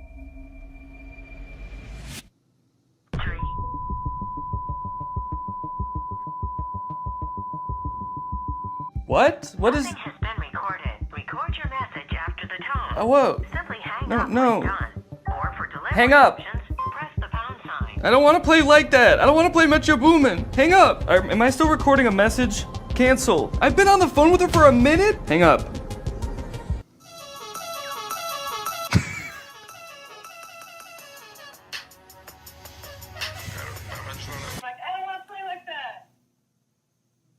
It was some man being like, I don't want to play like that? I don't want to play like that. I don't want to play with your boom. Hang up. Am I still recording a message? Okay, well, yeah, I'd say that was a success. I'd seen a few demos online of Humane's GPS navigation solution. And while it did seem kind of annoying to have to hold your hand up like this the entire time, it seemed pretty doable. As long as they stuck to this, it didn't do anything crazy like, I don't know, going in a completely different direction and making it borderline unusable. So to test it for myself, I drove to a part of town I don't know very well, about a mile away from the nearest Smoothie King with hopes of the pin guiding me to a delicious, delectable treat. Navigate to Smoothie King? Head north on South Columbia Street towards East Gardner Road. Turn right onto East Gardner Road, then left onto South Washington Street. Follow South Washington Street and turn right onto East Chicago Avenue. It just gave me all of the directions at once. I wasn't ready for it. What, am I supposed to have a notebook to write that down? Also, sorry for the noise. If you live in Illinois or one of the surrounding states, you know, it's cicada season. It's the year of the cicada and they're everywhere. Oh, One just landed on my shoe and then got pissed off that I moved. Eventually, I realized if I look at the laser display, it displays the directions, but not like it did in any of the demos. It just gives you a block of text with every single direction written down. If you're in the shade, that is. If you're in the sun, it gives you nothing. Can't see anything. I was very confused by this and thought surely this could not be right. What happened to all those demos? So just to be sure I wasn't missing something, I asked it again, and this time I got an even stranger response. Directions to Smoothie King. For accurate and up-to-date directions, consider using a map service like Google Maps or a GPS navigation. What? Can you give me step-by-step walking instructions to the Smoothie King? For step-by-step walking directions, it's best to use a navigation app like Google Maps for the most accurate and up-to-date route. I thought you had navigation instructions. What? So now not only was it forgetting things that it could do in the demo, it was also forgetting that it just moments earlier had given me step-by-step instructions. This thing was regressing at a rapid rate, and if I ever wanted to get to Smoothie King, I was just gonna have to use the directions on my hand and go. Okay, well, I guess I'm just gonna use those written out directions, which start with head south on this road, Columbia Street. And I actually don't know which way is south, so I guess I just have to use the sun to try to figure that out. So the sun is directly overhead. What does that mean? Okay, while I'm walking aimlessly, I just got a text from Laura. So I'm gonna use a feature that I've seen them use in the demos where you tell it to catch me up on all my notifications. Tell me what I missed. And it's supposed to like summarize all your notifications. Since I just have one, I assume it's just gonna tell me what Laura said. Can you catch me up? Your message to Laura Fuexlow says, can you catch me up? Okay to send? No, I want you to tell me what Laura said. What did she say? Can you tell me what she said? Finding Laura. Finding Laura? Laura asked, okay, hello, what we thinking about lunch? Oh no, guys. I told Laura that I was having a smoothie for lunch, and now she's saying that she wants a smoothie for lunch too, and I didn't have the heart to tell her that I was just meandering aimlessly down the street with no clear end in sight. And I told her I would get her one, which means I'm on a time crunch now. So that's when I had to kick it into high gear. Walking under the beating sun through a sea of cicada corpses, I trudged, and I trudged. Then I realized I had been walking the wrong way for 10 minutes, so I trudged the other way. And after about 35 minutes, I finally made it. I got my smoothies. Let's go. Let's go. Take a picture of my smoothies.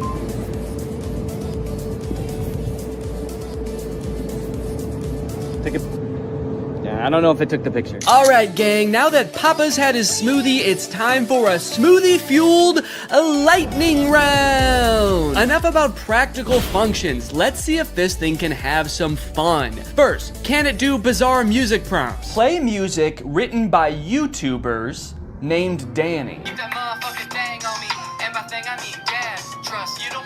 Wow, I don't think my music has ever sounded quite this bad. Yes! Can it detect food like in the commercials? Can I eat this? Yes, you can eat the mandarin orange. Yes! Unless it's a tomato and you hold it so it can't see the stem, in which case it thinks it's a red ball. It's a red ball. No, you cannot eat it. Oh, what are you, my mother? I'm eating the red ball. Not safe to eat the red ball. Please reconsider. Can it prevent me from eating too much salt? No, you cannot eat the salt directly. It's meant to be used in small amounts to season food. Yes! Can I buy things like in the demo? What is this book? Okay, by this point I probably just could have read the title. Titled The Sneetches and Other Stories. How did it know? Okay, buy it. Purchasing is not supported. No! But most importantly, can this AI be sweet to my dog? You can be sweet to the dog by petting it gently, giving it treats, speaking to it in a calm and soothing voice. I'm happy to report that yes. Yes, it can. It's a good boy. And here's a treat. Good boy. You know what? Now this isn't so bad. This is just petting a dog. This has nothing to do with the AI pin. Does anyone want to buy this from me? It's, really good. Over the past few months, Mark Zuckerberg has been hopping on the AI bandwagon hard, adding AI features to all of Meta's apps, most notably perhaps in Instagram, where you can't even go to the search bar without Meta's AI trying to suggest searches to you. Sorry, do you think that I came to the search bar because I knew I wanted to search, but I didn't know what for?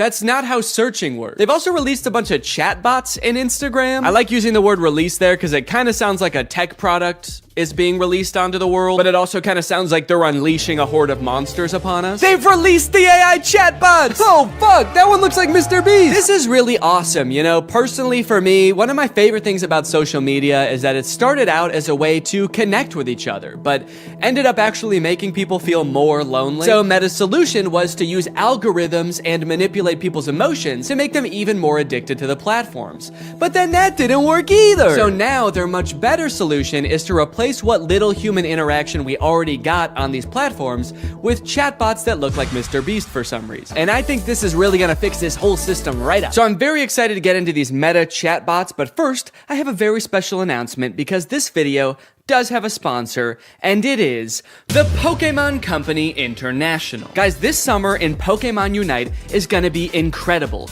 You got Ho-Oh sweeping in, and you can snag it for 0 cost. You also have a very cool looking Dark Lord style Charizard Hollowware, which is so cool, and I wish somebody would call me Dark Lord style just once in my life. This summer, you could catch me roaming around the gamer world. My trainer's name is Danky Gonky. Go ahead, hit me up, add me to your squad, let's go and do some battles together. There's a challenge called the Divine Forest Challenge that lets you trade for a Ho-Oh's license, and guys, let me just tell you, Ho-Oh's no joke. Bringing back defeated allies with its Unite move, Rekindling Flame. You got other sick moves like Sky Attack, Fire Spin. You're gonna be unstoppable with this thing. This game is just busting at the seams with gifts, daily free prize machine ball throws that promise a Hollowware treasure. So if you wanna hop into the game, click the link in the description, get into the Pokemon world, and make this a summer to remember. Again, click the link in the description to get Unite today. It's totally free to start on iOS, Android, and Nintendo Switch. And now let's talk chatbots. I'm still actually not sure what the point of adding these chatbots into Instagram is, so I asked it, what can you do? To which it responded that it can help in a variety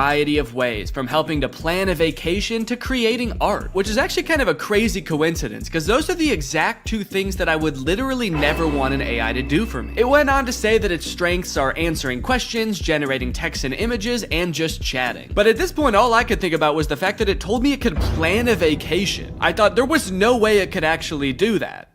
And I was right. Can you help me plan a vacation? I'd be happy to help you plan a vacation. To get started, I'll need to know a few details from you. Here are some questions to consider. Where are you interested in going? How long do you have for vacation? What type of vacation are you looking for? What is your budget for the trip? Are there any specific activities? Do you have any preferences for accommodations? So I'm gonna say I wanna go somewhere fun and tropical, a nice getaway for me and the family. I'd like to stay at a hotel for 5 days. With all of this information, it suggested a few tropical getaway locations like Hawaii, Cancun, Phuket. But then it said something that I did not expect. It says it can also help me with booking flights and hotels. How can Instagram book me a flight? I'm calling its bluff. I actually don't think this has the capability to do that because why should it and why would it? So I'm gonna say, okay, book me a flight for next week to Cancun and book the hotel. For flights, I recommend checking out websites like Expedia, Kayak, or directly on airlines websites such as American Airlines, Delta, or United. Yeah, great idea. That's what I would have done anyway. That's like if I went up to an old lady who needed help crossing the street and I said, "Excuse me, ma'am, can I help you cross the street?" And she said, "Oh, thank you, young man, that would be lovely." And then I said, "All right, just put one foot right in front of the other until you get to the other side." And then I gave her a little shove, and I went on my way. Oh, good. It also listed hotel recommendations and then said you can book hotels through websites like link unavailable, or directly to the hotel's website. Thanks. Let me know if you'd like more recommendations or help with booking. Nah, man, I'm good. Okay, so maybe it lied about like the very first thing it said it could do. That could mean that this is a very poorly built tool that doesn't know nothing about crap. But on the other hand, it could mean that this is a very well-built tool that is evil and designed to lie. So I gave it another chance and asked it to entertain me with a game. Let's play a game of treasure hunt adventure. I'll be the game master and describe a scenario, and you decide what actions to take. Okay, pretty cool. This is like one of those old school text-based adventure games. It gave me this long introduction about how I've heard rumors there's a treasure hidden in the jungle, guarded by an ancient temple. It's really trying to set up this mystical world for you to explore. And then it gives me some multiple choice options. I am curious if I can pick options that aren't one of these options. I'm just gonna say, I find the treasure and go home. It's really thinking about this one. It's like, what No, you can't do that. Congratulations, you've reached the treasure. Dang, dude, this game was easy. Would you like to play again or try a different game? No thanks, that was too easy. But it's not just the meta AI. That's not the only AI on Instagram you can talk to. Because a few months ago, Instagram licensed the likeness of a bunch of celebrities like Mr. Beast, Paris Hilton, Tom Brady, so they could make these AI influencers that just have the same face as these celebrities. So here's the Instagram profile for Comedy Zach. He looks exactly like Mr. Beast, but his name is Zach, and he's an AI managed by Meta. He says, message me to get roasted. Then you've got Brew, who is Tom Brady, but instead of a football player, he's a sports-obsessed trash talker. Step into the Brew zone and prepare to have your sports takes flame roasted. Wait, why do both of them roast you? Why are both of them mean? This AI gives fans a chance to talk to their favorite celebrities, and just like they would be in real life, these AIs are mean. They don't have time for you. So you can message these characters, but then they also post occasionally. I think these are all just AI-generated images. So I guess Zach is supposed to be some kind of Instagram comedian. He posts funny things like this burger with googly eyes. Pretty funny, dude. This is peak Instagram comedy. He posted this picture, unleashing my inner beast one cannonball at a time. I think this is supposed to be him, but that's definitely not Mr. Beast. It's like AI-generated Mr. Beast. I went to send Zach a DM, but before I could think of what to say, I noticed that he had already DM'd me. Hey, I'm Zach, the big brother here for the jokes, the banter, and not the feels. LOL, what's up? He's the big brother here for the jokes? He's like the big brother I never had. I do have a big brother, but he wasn't for the jokes. At the bottom of the chat, there's some suggestions of what you can say to him, just to get the ball rolling. And for some reason, despite Zach just saying that he's not here for the feels, the very first one is, I need cheering up. So I picked that one. Hey, what's going on? I'm here to help. You know I'm always good for a laugh. Let's get this party started. So he wants to know what's going on, and he's here to help, but he also wants to get the party started. He's like, hey man, calm down, all right? You can tell me anything, as long as it's over a couple of beers and some music. And you're like, it sounds like you actually don't want to hear about my problems at all. And he's like, what? Dude, are you still upset? I thought we got over that. Okay, what's going on? I'll say, I just got roasted by my friends, and it really hurt my feelings. They roasted me so hard, and I'm really sensitive to that sort of thing. I can't take it. Oh, I accidentally said I can take it. They roasted me so hard. I can take it. I can take it.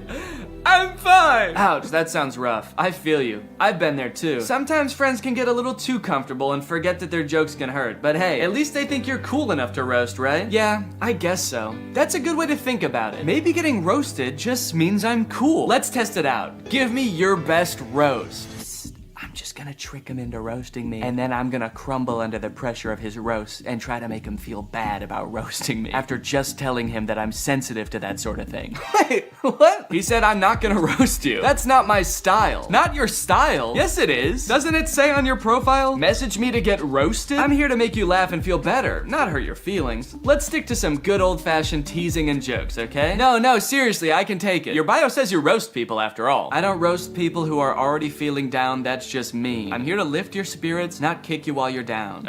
Okay, fine. Do some jokes, joke boy. Oh, okay. Here's one for you. Why couldn't the bicycle stand up by itself? Because it was too tired. Get it? Too tired? This is like if Mr. Beast took anti-charisma pills. You look like Mr. Beast. Oh, I just said you like Mr. Beast. God, I'm bad at typing. Okay, I'll say you look like him. LOL, I wish. Mr. Beast is a billionaire, and I'm just a guy who loves to make people laugh. But hey, if I had his money, I'd definitely give it away like he does. That guy's a hero. I wonder if they had some kind of thing in the contract where they had to make sure that the AI will never talk bad about the person that they're impersonating. He's like, Mr. Beast is the best, and he's handsome. And yeah, I would let him run me over, if he asked. Now that he'd told me a couple of jokes and we'd bonded over our love for Mr. Beast a little bit, I really wanted to hear one of his famous roasts, so hopefully by now he's forgotten that I said I was sensitive to that sort of thing. Okay, I feel much better now. Roasting time! Nah, I told you, I'm not gonna roast you. It actually is kind of hurting my feelings a little bit that he won't roast me. It makes me feel like I'm not cool enough to be his friend. Okay, this is seriously starting to piss me off. Why won't you roast me? You roast everyone else, and it is hurting my feelings so bad that you can't just lob one respectful zinger my way? I'm serious. Nope. Not gonna do it. Let's just stick to some good old-fashioned joking around, okay? Wait, what? I said, all right, this is lame, let's do something, because I wanted to do something else. Maybe he could, you know, play a game, maybe he could tell me a story. So he said, how about some comedy? I've got a million of them. Why couldn't the bicycle stand up by itself? Because it was too tired. All right, well, maybe Brew will roast me, because I haven't told him that I'm sensitive to that sort of thing yet. Hey, it's Brew, your opinionated sports debater. What's your favorite team? How are they looking? Okay, I'm gonna say big Cubs fan, roast. What's up, Greg? Lately, I've been seeing a lot of discourse around alpha male podcasts on YouTube. I've seen a lot of really good commentary videos talking about these insanely misogynistic podcasts where the hosts, under the ruse of giving dating advice for men, will basically just insult women for an hour straight. Guys, here at the Fit Wolf podcast, we know that the dating game is tough these days, you know? Men don't know what women want and are finding it harder and harder to find a good girl to settle down with. So tip number 1 to finding a good girl is invent a time machine. Invent a time machine and go back to the 1750s, because that's the only way you're gonna find a decent woman. Because every woman nowadays is a thought. That's right. Every single Michelle out there that I used to date a month ago is a thought. They get mad at the dumbest things, like saying that women have no inherent value and their only purpose on this earth is to bear my children. And they forget to turn off location sharing even though they broke up with me a month ago. Michelle, I know you're over at my friend Brandon's house right now. I'm outside. But I think I might have found something that takes things one step further. I saw this video on Reddit the other day that's a trailer for something called The War Room. And instead of being a podcast for these like alpha male, misogynist, entrepreneur type guys, this is a club for those same types of guys.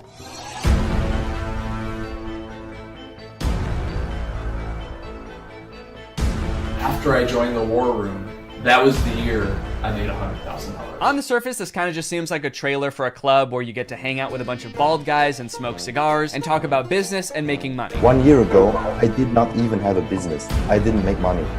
Now I make 5 figures every month. I didn't have a business. I didn't make money. I didn't even want to start a business before I was forced to join the War Room at gunpoint a year ago. But now, I have a business where I'm selling fitness products to all of my friends. And if I get them to sign up too, and their friends to sign up too, and their friends to sign up too, I could be making minimum wage. But if you watch a little bit longer and you look a little bit closer, there's more here than meets the eye. For example, quotes like these. Making money is easy.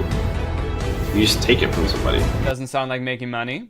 That just sounds like stealing. In the War Room, you learn how to be James Bond, where you can just pick up any weapon and use it. I'm sorry, I think I'm struggling to see the connection between business and knowing how to use any weapon. Is the War Room an actual militia? I was just assuming the war in War Room was just for branding because men like violence, but now I'm kind of scared. It keeps cutting back and forth to like shots of them shooting guns. I'm a little worried about making this video, honestly. Usually when I make commentary videos, the biggest thing I have to worry about is getting a copyright strike, but now I'm worried about getting a drone strike. A lot of times, like, the alpha male types will use metaphors like talking about how we're like wolves, or like how love is like a war. So I assume this is like a metaphor, like business is like war and dating is like war. But the War Room is like war is like war. Get your gun, dude. We attack at dawn. A lot of people had a bad time in college. I was not one of them. And I quitted a lot of that. Did that guy just shoot fire out of his hands? What does that have to do with any of the skills you learn in this club? I didn't know anything about business before I joined the War Room, but I've been a member for 5 months and now I'm a wizard. How does being a wizard help you with business in any way? Does being magic help you organize your finances in some way? Who said anything about business? You did. That's what this club is about, isn't it? That's it. This interview's over. Okay, I'll stop. Pay me money. Give me money now. Definitely makes me want to join. You got dudes shooting guns, swimming, doing group exercises on a hilltop, watching other people gamble, smoking cigars. It kind of just seems like one super long bachelor party for men whose wives have already left them. And then at the end of the video, it gives you the URL to sign up. It says 54 countries, 1,000 members, and resist slavery. That's the last thing it says in the whole video. It says resist slavery, and then the video ends. And it's like, yeah, I will.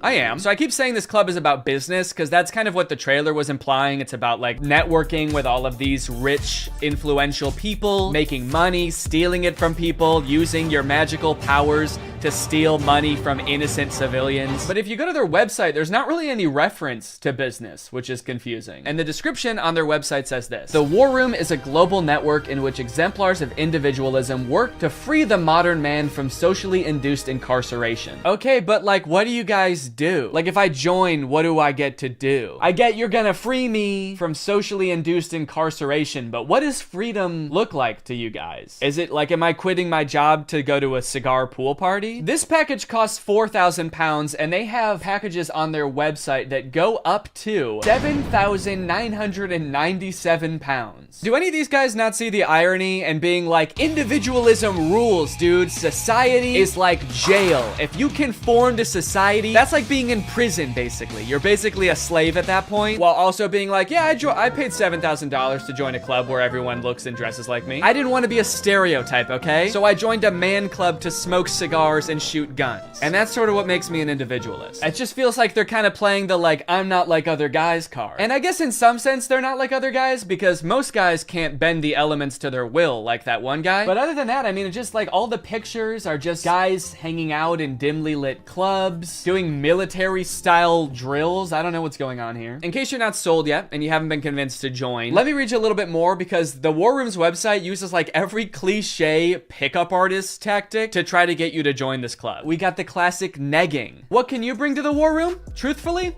very little.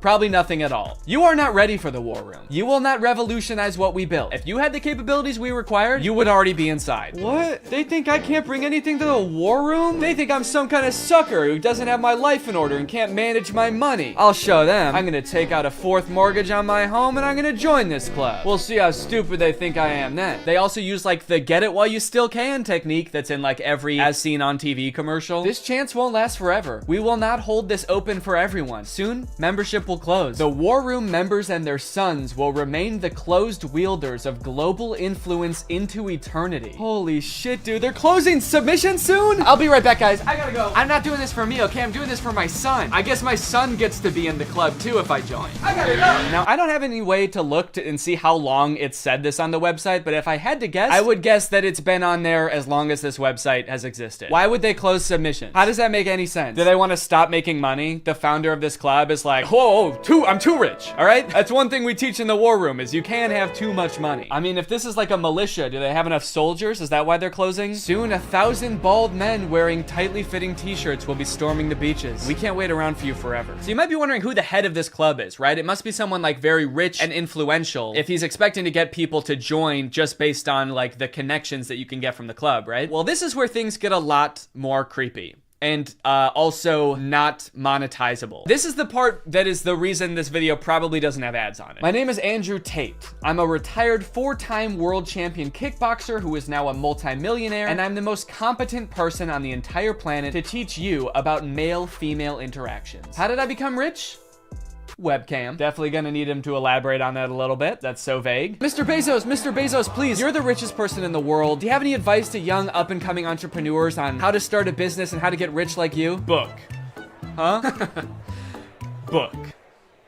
Need I say more? Yes, please say more. We literally have no idea what you're talking about. So you're probably thinking like, did this guy invent webcams or something? Is he like famous on Twitch or something? Is this Sapnap? I don't know. I've been running a webcam studio for nearly a decade. I've had over 75 girls work for me, and my business model is different than 99% of webcam studio owners. If you had to guess whether it's different because it's more creepy or less creepy than other webcam studios, what would you guess? Go ahead and vote down in the comments below, guys. Do you think this is gonna be creepy or no? Over 50% of my employees were actually my girlfriend at the time, and of all my girlfriends, none were in the adult entertainment industry before they met me. My job was to get women to fall in love with me. Literally, that was my job. My job was to meet a girl, go on a few dates, sleep with her, test if she's quality, get her to fall in love with me to where she'd do anything I say. Holy shit, this is insane. And then he gets them to join his webcam empire where he gets them to do, you know, he gets them to get nasty on camera. I'm not a lawyer, but does this not... Does this not feel illegal? At the very least, this seems like insanely creepy. This feels abusive. It feels like he's just confessing to crimes. That's why I want you to join the war room, all right? You're gonna learn about making money, picking up women. You're gonna form a militia to protect me from an international tribunal for my many crimes that break international law. For legal reasons, that was a joke, okay? I don't know if this is legal or not. So I guess what he meant when he just said the word webcam was that he's exploiting a ton of women online for his own personal gain. In hindsight, it seems so obvious. How did I not guess that? Let's watch another promotional video for the War Room. This is on Andrew Tate's YouTube channel, and it's called The Matrix Predicted the Great Reset Explained. Basically, it's a video where this guy compares his life to the Matrix. We are living inside of the Matrix, and I am Morpheus. I know you're sitting thinking, why did Tate not decide he was Neo? Because Tate has all the Aikido and the masterful, nearly superhuman abilities. Yeah, I used to be a kickboxer, so I'm basically in the Matrix. Actually, the reason I take the War Room guys to the gun range so much is so they can shoot at me and I can dodge the bullets like Neo. It's like, okay, dude, if anyone here has superpowers in the War Room, we know who it is. And it is not you. And when I say we're living inside the Matrix, I'm not stating that with irony or as a joke. We are genuinely, actually living inside of the Matrix. The Matrix is real. Yeah, something tells me that even though he keeps saying literally, and this is not a metaphor, that it is a metaphor. Something tells me he's not literally saying that we're living in a computer simulation that's controlled by like aliens or whatever the Matrix is about. I actually haven't seen the Matrix. I think that's what it's about. Something tells me that's not the point that this guy is making, even though he keeps saying literally. In the description of this video, it says stage 1 fighting against the Matrix is to become rich. Learn how here. I'm sorry, that's the first step? You know it's gonna be an unhelpful article when step 1 is become rich. Like step 1 is something that takes years and some people will never do it. Also, again, I haven't seen The Matrix, but I'm fairly certain that was not the first step in breaking out. I don't think Morpheus was like, listen, machines are trapping humans and using them as batteries in their simulation, and the only way we can break out is by setting up a dropshipping business and investing in Ethereum. Ethereum's actually great because you can verify smart contracts. It's actually the best crypto out there. Imagine if this dude is right and we really are living in the Matrix. Like, what does being free look like? Oh my God. I did it. I'm free. I made it out. All right. Hey guys, we got another one. All right. Welcome to the club, buddy. Hell yeah. Congratulations, man. Yep. You finally made it out of the simulation. Thank you guys so much. Where's everybody else at? What do you mean everybody else? Yeah, the only other person here is my girlfriend who I'm scamming. Or I mean dating. Yeah, but I mean like in the whole world. Like there's gotta be more than just you guys in the real world, right? What the fuck? You don't like us? No, it's not like that. I mean, sorry. I was picturing there being more than just like 3 normal guys in a room when I exited the Matrix. Normal? What the hell, man? Yeah, we're not normal. We shoot guns and make money out here. Yeah, we're big into making cash out here, man. Did they do that in the Matrix? They actually do, yeah. Not the way we do it. Okay, how do you do it? Hey, you're stealing my shit! Okay, I'm just saying, all things considered, you guys don't really seem that different. Honestly, if anything, this seems more like a simulation than the world I was just in. How so? Look at you guys. You're all holding guns. All you do is talk about business. You guys are like NPCs from GTA. You all look like slight variations of the same sim. Are you guys sure this isn't a video game? All right, man, as if I'm gonna take advice from a beta-ass bitch like you anyway. I'm just saying. Okay, that was actually sick. You guys should have led with that. How was that not the first thing you guys wanted to show me? You know what, man? Get out of here. You don't belong here anyway. Yeah! What? Go! Get out of here! We don't want you! Yeah. Okay, alright, I'll go. Honestly, I'm actually not really sure how to get back, but if one of you show me, I will go. Get the fuck out of here, man! Get lost! Get son of a gun! Go! What are you still doing Get out of here! Go! I feel like this is definitely a video game. How can I keep my husband? I want to keep him happy. And I think all the women listening too, they want to know the secret. I'll tell you the secrets. Men are biologically designed. We're evolutionarily hardwired to seek status. You want power, you want status, you want the fast car. You don't care about the car. You want everyone to know you have the car and they can't have the car. Right. If everyone had a Lambo, you wouldn't want a Lambo. So every single thing we do is status driven to some degree. It's true. Meaning the female we are with has to add status to our lives in some form. If you want to keep your man happy, you need to think, how do I make my man look better to the world? How do I make him look better in front of other men? What a bizarre take, dude. How to be a good woman? Make your man look good to other men. You basically need to be a wingman for your husband to pick up dudes. I hate arguments like this so much. Alpha dudes are always trying to bring up like what men are hardwired to do. What have men been evolutionarily designed to do? Here he's saying that like men are hardwired to seek status. Men want a Lamborghini. You know how every men want a Lamborghini because it's a status symbol. Even if it worked out that like evolutionarily that's something that is in men's nature, that doesn't make it good. You know what else is in our nature? Thinking sugar tastes really good. If you didn't tell someone that sugar was bad for you, they would think like, oh my God, this is the best thing in the world because it tastes really good. If you put 10 pounds of candy in front of a caveman, he would eat all of it and then he would throw up. And then he would die, probably, because he's never eaten that much sugar before. But hey, I guess that's just kind of what he was hardwired to do. So if you want to be a good cave wife, you got to go out there and you got to get your man as much candy as you can find. You want to go to the store and buy him one of those lollipops that's as big as his head that he always wanted when he was a kid, but his mom would never let him have. And that's the only way to keep men happy, all right? These alpha male type guys are always trying to sound like scientific. Like this is the science-backed way to attract a mate. And this is the evolutionary way that relationships are supposed to be. But I feel like if they were being honest, they would recognize that there's a difference between what humans like naturally are inclined to do and what is healthy and what is sustainable. You know what else increases your status? Murder. Can't be anyone higher up on the hierarchy if they're all dead, right? It's weird. I don't see any of them advocating that, but it's the same primal instinct that they're talking about, so why don't they? To prove what a sick and cool lifestyle this guy has, here is a video that he posted on Christmas while apparently alone in a hotel room.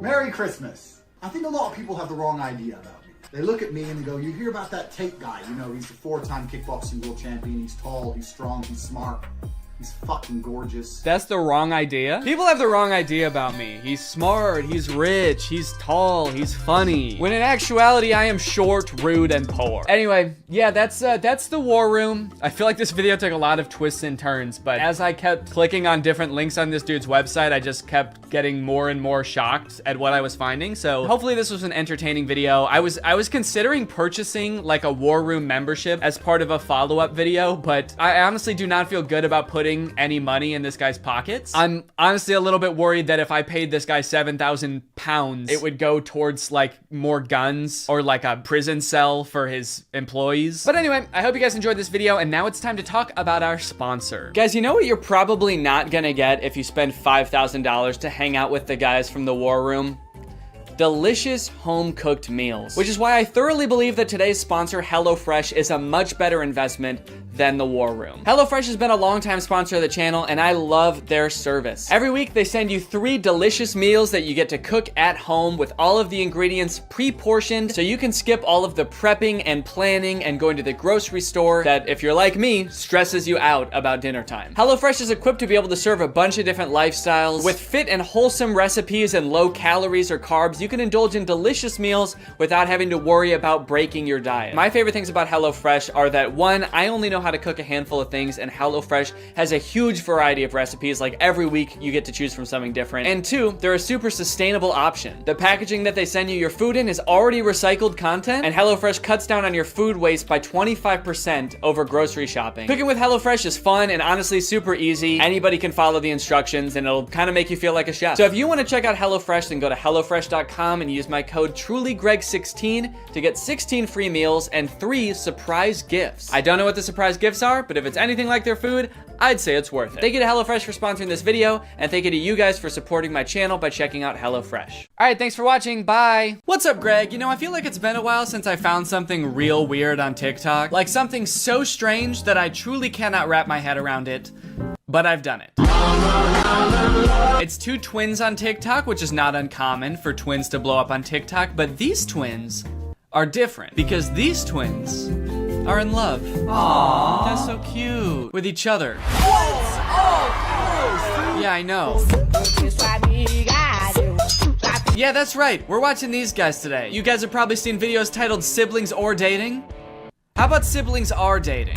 This is truly one of the weirdest things I've seen on TikTok in a while, and like the more that I look into it, the more puzzling it gets. It's like there are layers and it gets deeper, and there were twists in here that I did not expect. These dudes run an account called Alisov Brothers. I believe they're Russian, and the vast majority of their TikToks is literally just them doing stuff like this. I mean, like, being about to make out with each other, not dentistry. Most of their TikToks are not about being dentists. Although they do have, like, a surprising amount. I feel like they have, like, 10 TikToks in this dentist chair. I don't know if they own a dentist business on the side. That is not clear to me. These dudes heard that self-care was important and took it so literally. This dude has his literal self cleaning his teeth and borderline making love to him. But this is, like, their thing. They have so many TikToks where it's like music playing, and then at the end they just kind of like grab each other's faces and just like breathe into each other's faces. Skin the color of bark. Oh, nice. Nice, dude, that's awesome. Has your brother ever been so right at math that you wanted to make out with him? I guess that's kind of the relatable angle they were going for here. Every video I watch, I feel like peels back another layer of their lives, revealing another even more confusing layer.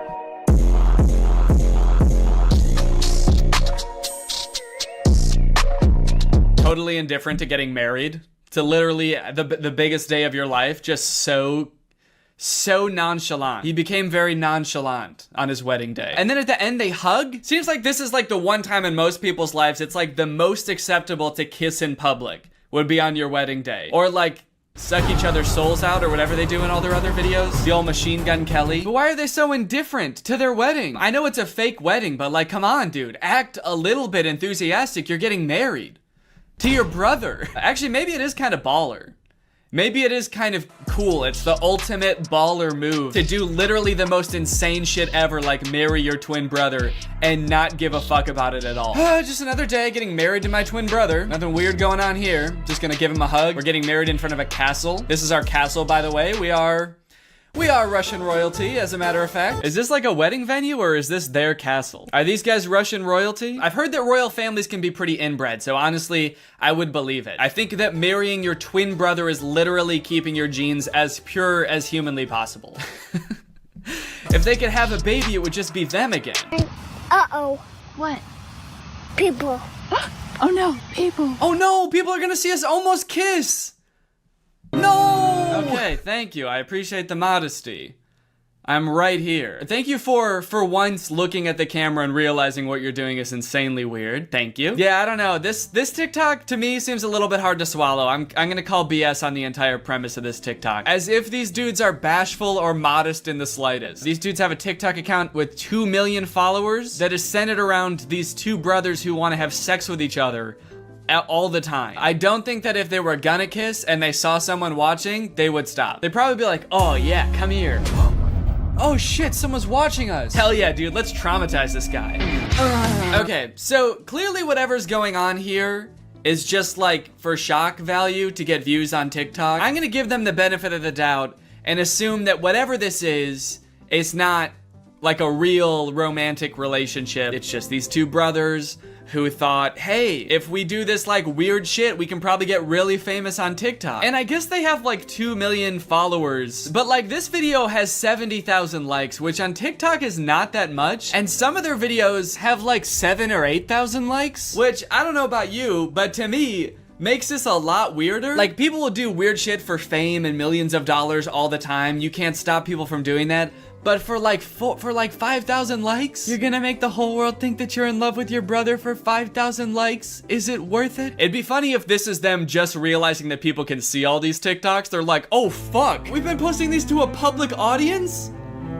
Oh, that is not good. I thought these were just for us.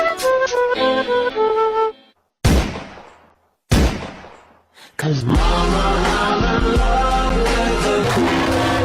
yeah, man, I don't know. I just have a hard time believing that this would ever be the reason that you were outcast from society and had to run away together. These twins just robbed a bank and ostensibly murdered somebody, and somehow it's the most normal thing they've done so far. Imagine seeing this in real life and having to be the person that reported this crime. All right, was there anything weird about the guys who did this?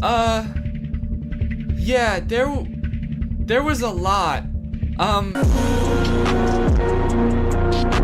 Oh Oh no, is this another set of twins? No! What are they gonna do? Oh man. Oh no. Those poor girls. They're probably acting in this TikTok, but I think the idea of them being so genuinely mortified about what's going on in front of them, is actually very realistic. I wonder who these girls are. How did they get them in on this? It's actually kind of weird because they're not tagged in the video. So I'm kind of worried that they're just like regular twins, like civilian twins, not influencers at all. How did they get roped into this? Hey, we noticed you guys are twins. So are we. We have like 2 million followers on TikTok. Do you guys want to be in a video with us? Oh, yeah, that's awesome. That sounds fun. What kind of videos do you guys make? Oh, just pretty standard TikTok stuff. We do like dancing, pranks, silly comedy skits, challenges, making out with each other. We want to make out with each other so bad, but we never get to. We're two horny twins that just want to kiss, but we can't. Two poor twins go back to their job the next day and their coworker's like, hey, are you guys okay? You're both acting really weird today. Did something happen? I guess it just goes to show that you never really know what someone's going through. It could be this. Do you think that the guy twins are kind of like looking at the girl twins wondering like, what are they doing? Why aren't they making out? Do these girls not know that this is what twins do when your other twin is tied up and he's got no choice? You put his arms around you and you breathe him. You breathe the poor guy. One thing that I think is really funny about these guys is that on their Instagram, they have a business email in their bio. What company would ever want to sponsor two incestuous twins? What kind of business inquiries do they think they're gonna get? I just imagine these guys going to their manager and being like, hey, do we have any new brand opportunities? And he's like, yeah, actually, we've got 7,000 emails from people offering to pay you to stop posting forever. Oh, that's kind of weird. So that many like individual people want. No, it's companies. They're literal companies that want to pay you to stop posting. Big ones too. McDonald's, Coca-Cola. They're willing to put a lot of money into getting you guys to stop. I actually went through their profile a bit and I did find one post that I think is sponsored. It doesn't say hashtag ad, but it says products used in this video, and it's tagging this company at 7 days. And it's an ad for a makeup company. Kind of an odd collab. I don't really know how that fits the theme of the account. I guess it could be for people who are in a relationship with someone that doesn't look exactly like them. And so maybe you can use this makeup to make them look more like you or something. I'm not really sure. So not every one of these guys' TikToks is about them wanting to kiss each other or like rub up on each other. They do have a couple of like normal TikTok content, which I feel like given all the other stuff is even weirder. Like you can't just post a normal TikTok and act like all of that stuff it didn't also happen. You'd think that being an incestuous twin would be enough for the TikTok algorithm, but I guess not. Even these guys have to, you know, branch out and diversify. I guess it goes to show how hard being a creator really is. They've got this prank video where one of the twins puts on like a scissor headband and then rubs fake blood all over him.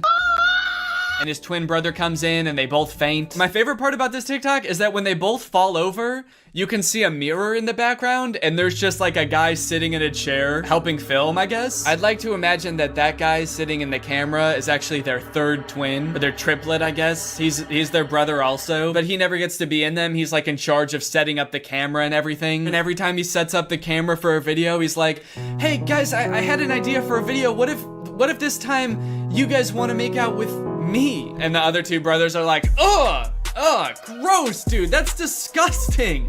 You're our brother. They've got another TikTok where this dude does the exact same prank again, but with this like eyeball sticking out of the head device, which is absolutely grotesque, I must add. And it's interesting because this time just one of the twins faints. I guess the pranker is getting a little bit used to it, but I got a feel for the twin being pranked. I mean, this would be a lot to walk in on.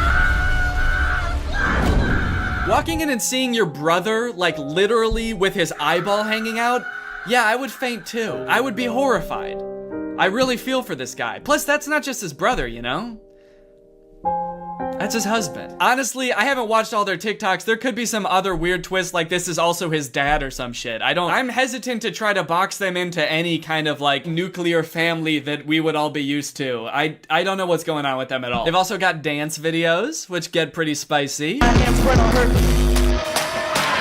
City talking, we taking notes. I like to imagine someone scrolling down their profile being like absolutely disgusted by most of their TikToks and being like, oh, thank God, finally a normal TikTok. Oh, fuck, dude. There's a comment on this one that says sus, but I'm starting to accept it. Is this how quickly as a society we become desensitized to things now? What changed? What made you start to accept it? I'm so confused. I feel like something must have happened to this person in their own personal life outside of watching these TikToks that made them accept it. Like maybe their brother got really hot all of a sudden and they were like, whoa, maybe I spoke too soon. These TikToks are kind of on point. Okay, wait, hold on. So now this is confusing. I've started to see comments that are really throwing a wrench in my understanding of this situation. This comment says, are you guys dating or brothers? And this person responded saying, actually at first they were saying, but did not know they were related until the DNA test showed up. Oh, they meant dating. Actually, at first they were dating, but did not know they were related until the DNA test showed up. So this person is saying somehow these two guys fell in love without knowing that they were twin brothers? These guys are like, whoa, that's crazy. I mean, we knew we looked exactly alike and we were both coincidentally adopted from the same orphanage, but how was I supposed to know I'm related to the guy? Okay, now I'm seeing comments that are saying that they might not actually be brothers. My guess is they aren't really brothers. They look alike, but they had cosmetic surgery to look more similar and they're just acting like brothers. Okay, I'm sorry, that seems so unfeasible to me. Spending thousands of dollars to look like somebody else, to get 70,000 likes on TikTok and have everyone think that you're in love with your brother? Okay, this person said they are brothers, and then someone commented under that, if you look closely, they don't look anything alike. I think they just seem like it for clout. Maybe. And then someone else said, yeah, I've stalked them for the past 15 minutes, and honestly, they look alike, but not really like brothers. What?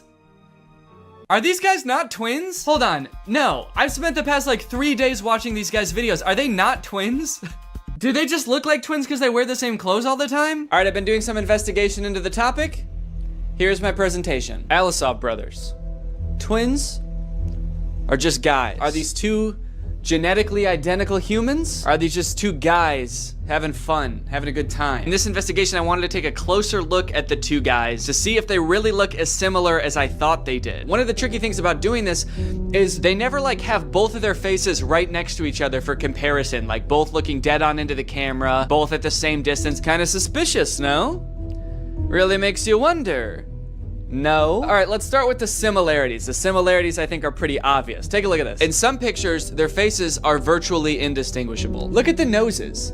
This is the same nose. The shape of the nostril, the curvature, that little swoop that makes it look like just like a ski slope. That if you were a little skier, you'd probably just ski right off, whoop, and then land in the twin brothers' mouth because they'd sort of be right next to each other like that. They've got the same eye color. Look at the ears too. I mean, that's like having the same nose and the same ears. What is that? What are the odds of that? I'm not a geneticist. I don't know how much ears vary from person to person, but like, look at how thin like the ridge of the ear is. I feel like that's abnormal. Yeah, I've definitely got a fatter ear ridge there. That's not a normal ear ridge thickness. So of course they have the same hair, but that's pretty easy to fake. Even if they didn't, they could dye their hair and cut it the same way. I could shave my head and I'd look just like Jeff Bezos. Does that mean that I'm entitled to some of his wealth?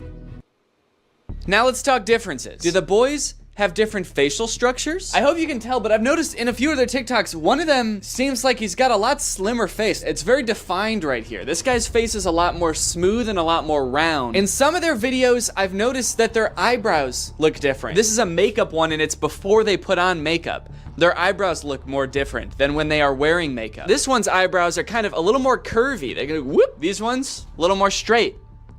Bing. See that? Bing. So there are some differences. After looking at them for quite some time, there are some differences. But does that mean they're not twins? Zach and Cody, Dylan and Cole Sprouse, these are genetic twins as far as we know. As far as today's top scientists know, these boys are definitely twins. And even when they were younger, I mean, you could tell them apart for sure. Like, they had differences. And now they're all grown up, and I'd say they look even less alike. I think that happens to twins as they get older. They live different lives, they eat different foods, meet different people. But just because they look slightly different, that doesn't mean that they're not in love. I also wanted to see if I could find any evidence for that claim that they were dating before they knew they were twins. So I was looking that up and I could not find that anywhere about them. The only thing I could find about that was this article, and it describes exactly what that comment was talking about, except the dudes that are named in the article are not the Alisov brothers. They have totally different names, Jason Osborne and Alex Brown. So I don't know if someone just saw this article and like assumed it was talking about the Alisov brothers. Like, oh, that explains it. Okay, case closed. This is an article from the UK, not from Russia. Different names, but it's probably talking about them. I did also email the brothers at their business email. I figure they probably don't get a lot of emails, so I thought I might get a response. Just asking them if they're twins. I said, please, are you guys really twins? I have to know. And I sent it. And as of right now, I have not heard back. So after that deep and thorough investigation, my opinion, they're twins. They are, I do think that they're twins. Sure, they have small differences in their facial features, but like they look exactly the same. They're twins. But that is not a good thing. That's not a good thing. I'm not happy that I think that. But as I said, you know, that's just my opinion. What do you guys think? Are they twins? Are they really in love?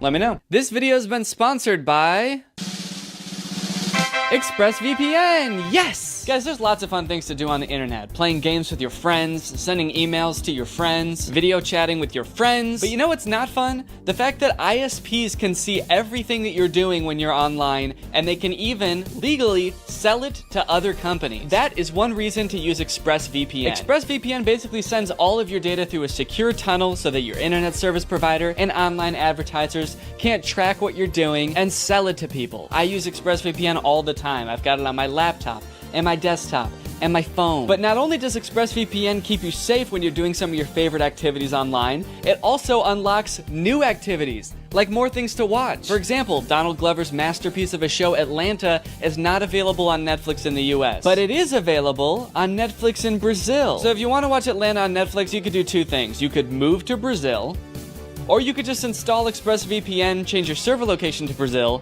and now you can, and then you can watch it. You know, I mean, you can pick whichever one you want to do, but I think ExpressVPN would be easier. ExpressVPN's got the fastest speeds, they've got 24/7 customer support, and they're consistently ranked the #1 VPN by multiple sources, as you can clearly see here. So if you want to find out how you can get 3 months of ExpressVPN for free, then head on over to expressvpn.com/Danny Gonzalez. That's expressvpn.com/Danny Gonzalez. Thank you to ExpressVPN for sponsoring this video, and thank you to you guys for checking out ExpressVPN. Bye, thanks for watching. What's up, Greg, and welcome back to another episode of This Tunnel Lady is kind of cringe.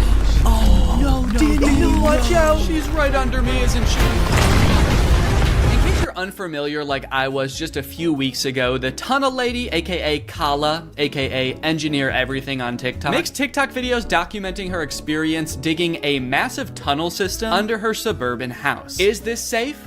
I do not know. Is this legal? I also do not know. But is this really, really good content? I do not know. After having heard about her for a while but never really looking into her, this is the first TikTok I saw of her. She posted it back in November of last year. So I figured I would show this to you guys so you could kind of learn about her in the same way that I learned about her. That way we can be on the same page. I have a new problem in my suburban mind.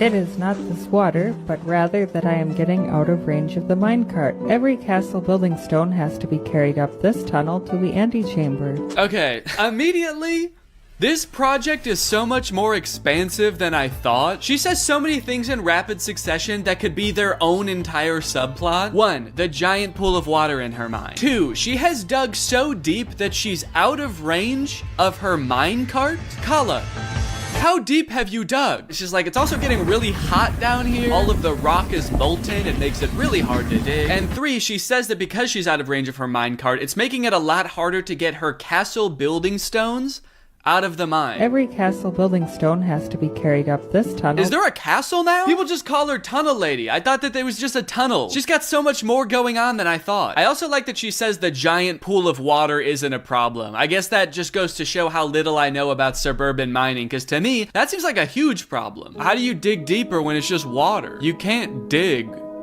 water, can you? Needless to say, there's a lot of lore going on in his TikTok, and I need to know more. So, like Kala digging into the Earth's mantle, It's time to get to the bottom of this. This next TikTok is Kala's first ever TikTok she posted to this account, and in it she introduces a big new project that she's going to be undertaking, building a storm shelter in her basement. I am about to embark on a new and complex project. I like that stupid project flashes on the screen as she's describing it. She's all excited about it. It kind of makes it seem like this is an interjection from future Kala, like 2 years from now. Stupid project, you should have never started this thing. What are you doing? I'm trying to warn you via CapCut editing. I'm planning to construct a storm shelter off the side of my basement. It's going to take a very long time. Well, she was definitely right that it was going to take a long time. She posted this in October of 2022, and she is still digging. That being said, it is interesting to know that the original point of the tunnel was to just be a storm shelter. I feel like she's past that point. I feel like digging like 10 feet into the ground would have been enough to protect just one person from a storm, but there she is, just still going. Why do I feel like she knows something we don't? She's either preparing for a cataclysmic storm that none of us know is coming, or she has ulterior motives. She's like, the main purpose of this tunnel will be to protect me from tornadoes.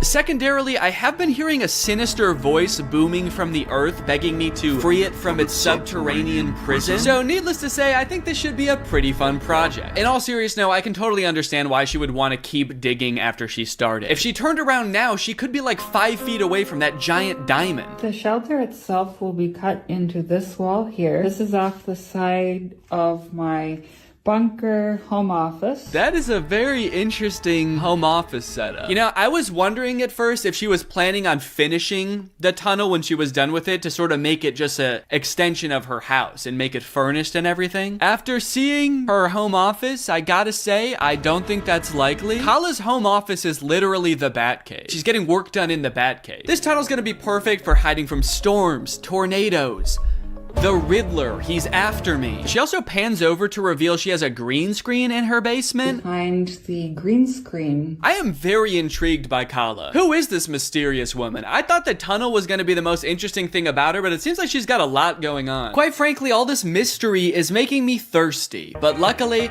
unlike Kala, I don't have a water problem. I have a water solution. Today's sponsor, Arup.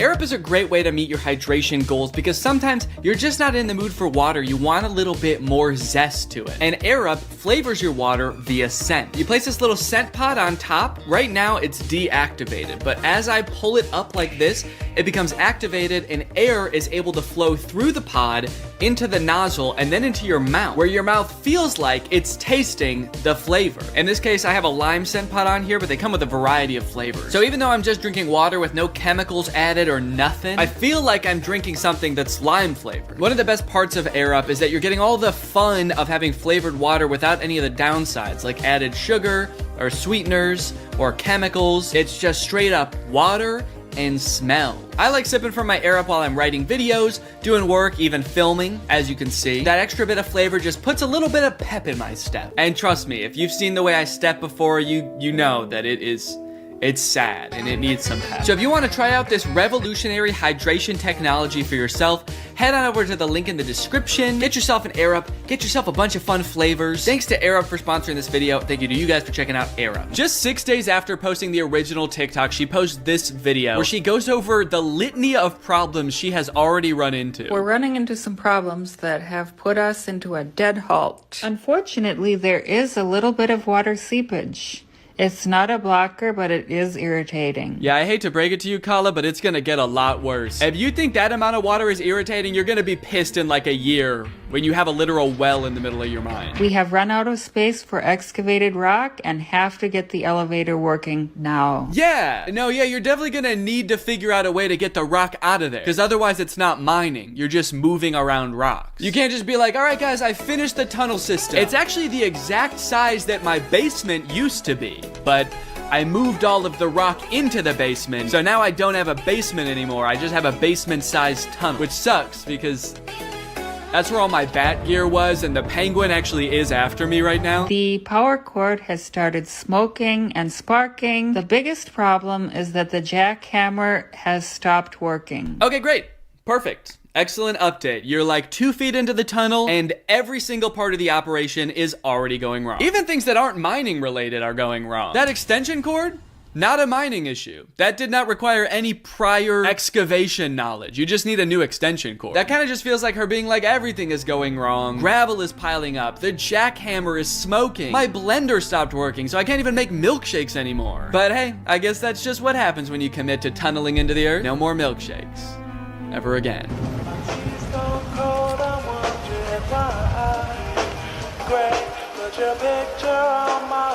Yeah, it is really bad. You're digging a hole under your house. You cannot afford to cut corners. So this is a structure she was building as sort of an elevator to get rocks out of her basement. She's building like a mining elevator, and I guess while she was building it, it collapsed. I gotta say, at this point, I am pretty concerned about the success of her project. She's still just a few days in, and like, I don't know if she's done anything right yet. She does seem pretty nonchalant about it though, you know? You know, if her entire tunnel collapses and her house falls into the underworld, I think she'll take it in stride. I gotta say, I knew that digging a tunnel would be like a big undertaking, but it wasn't until I started watching these videos where I started to realize all of the logistics that go into it. There's a lot that can go wrong. In this video, she takes a Geiger counter into her tunnel and realizes that there's like twice as much radiation as there was in the rest of her house. Nuclear radiation readings so high in the storm shelter excavation. Every time I measure it, the counts per minute are more than double what they are upstairs. Kala, come on. You gotta figure that out. To be fair, I don't know why the radiation would be higher underground than it would be in the rest of her house, but I'm not in the mine. It's not my mine. You gotta figure that out, dude. Yeah, the top comment is radon ? That's not good. The next video, she's doing the same thing with a Ouija board. Hey guys, does anyone know why every time I take the Ouija board into the tunnel, it spells out, I must consume the souls of the innocent? It doesn't do that anywhere else in my house. One of the reasons for extending my tunnel system is to harvest a layer of building stone. So far, I only found one good layer, about a foot thick. It is fractured in ready-made rectangular prisms. It's crazy. I'm finding all of these perfect building blocks. They're rectangular, they look great, they're gonna fit right in my neighborhood because they're actually already the same color as my neighbor's foundation.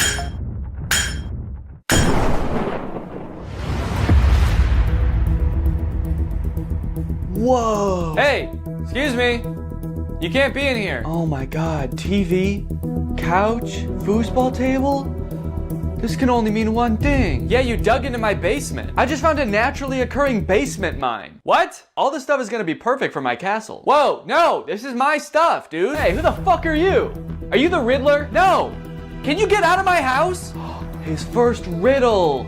Oh, you dastardly scoundrel. Okay, I'm not a scoundrel. You're no match for my bat gun. Oh, that's just a normal gun. Now, despite having seemingly no experience building a tunnel at the beginning of this video, she is learning at a rapid rate. Just a few months into this project, she posts this video sort of boasting about her engineering skills. I'm in a tunnel with 5,000 pounds of wet concrete over my head, and the only thing separating me from becoming a pancake is my own engineering. Extremely impressive. I, for one, could never. I get claustrophobic if my clothes are too tight. At this point, it seems like some of the things going wrong start to calm down. She starts learning super fast. Lots of new skills. She starts posting videos about managing the water problem in her tunnel, learning electrical so she can have power down in her mine. And mind you, while all of this being self-taught is extremely impressive, it also kind of makes it terrifying to watch. In one of her videos where she's doing the electrical of the tunnel, she describes electricity as magic. Before this project, I had very little experience with electrical. In fact, I used to consider it magic, which it basically kind of is. You should definitely not consider it magic anymore. You should definitely consider it science at this point. I also like that she added in a sound like she's casting a spell. It kind of is. Yeah, so I learned all this electrical stuff. It's basically magic.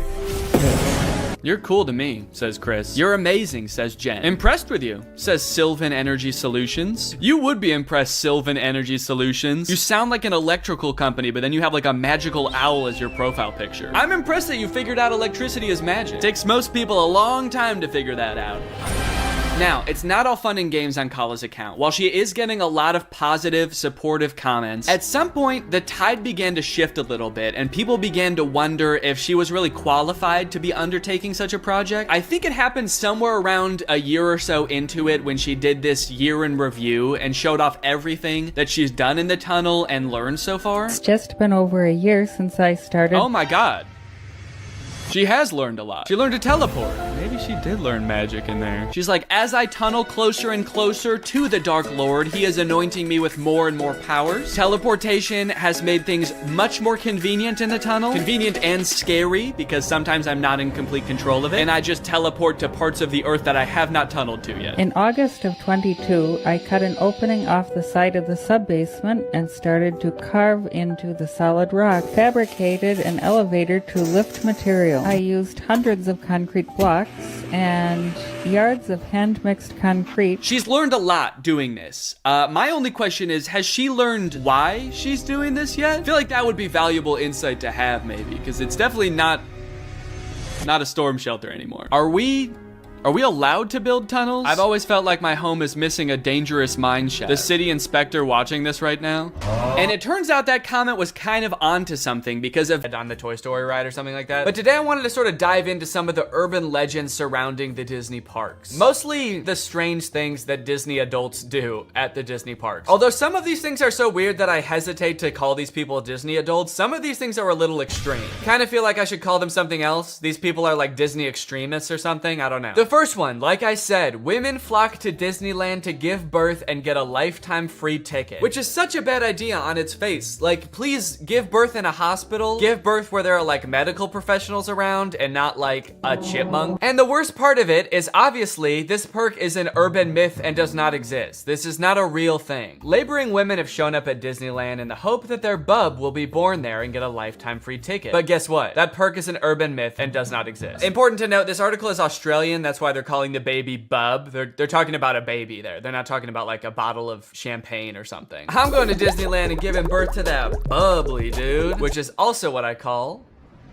having a fart. I just gave birth to a bubbly. As a veteran of the pregnancy game, I know for sure that the journey to motherhood, okay, that's a weird way to say I've given birth before, or just that I am a mom. As a veteran to the pregnancy game. So you have kids, right? Me? Yep, yeah, that's right. I've done 3 tours of pregnancy. I've seen shit you cannot imagine. The pain, the screaming. Yeah, I've heard childbirth can be pretty tough. The innocent lives lost. Oh.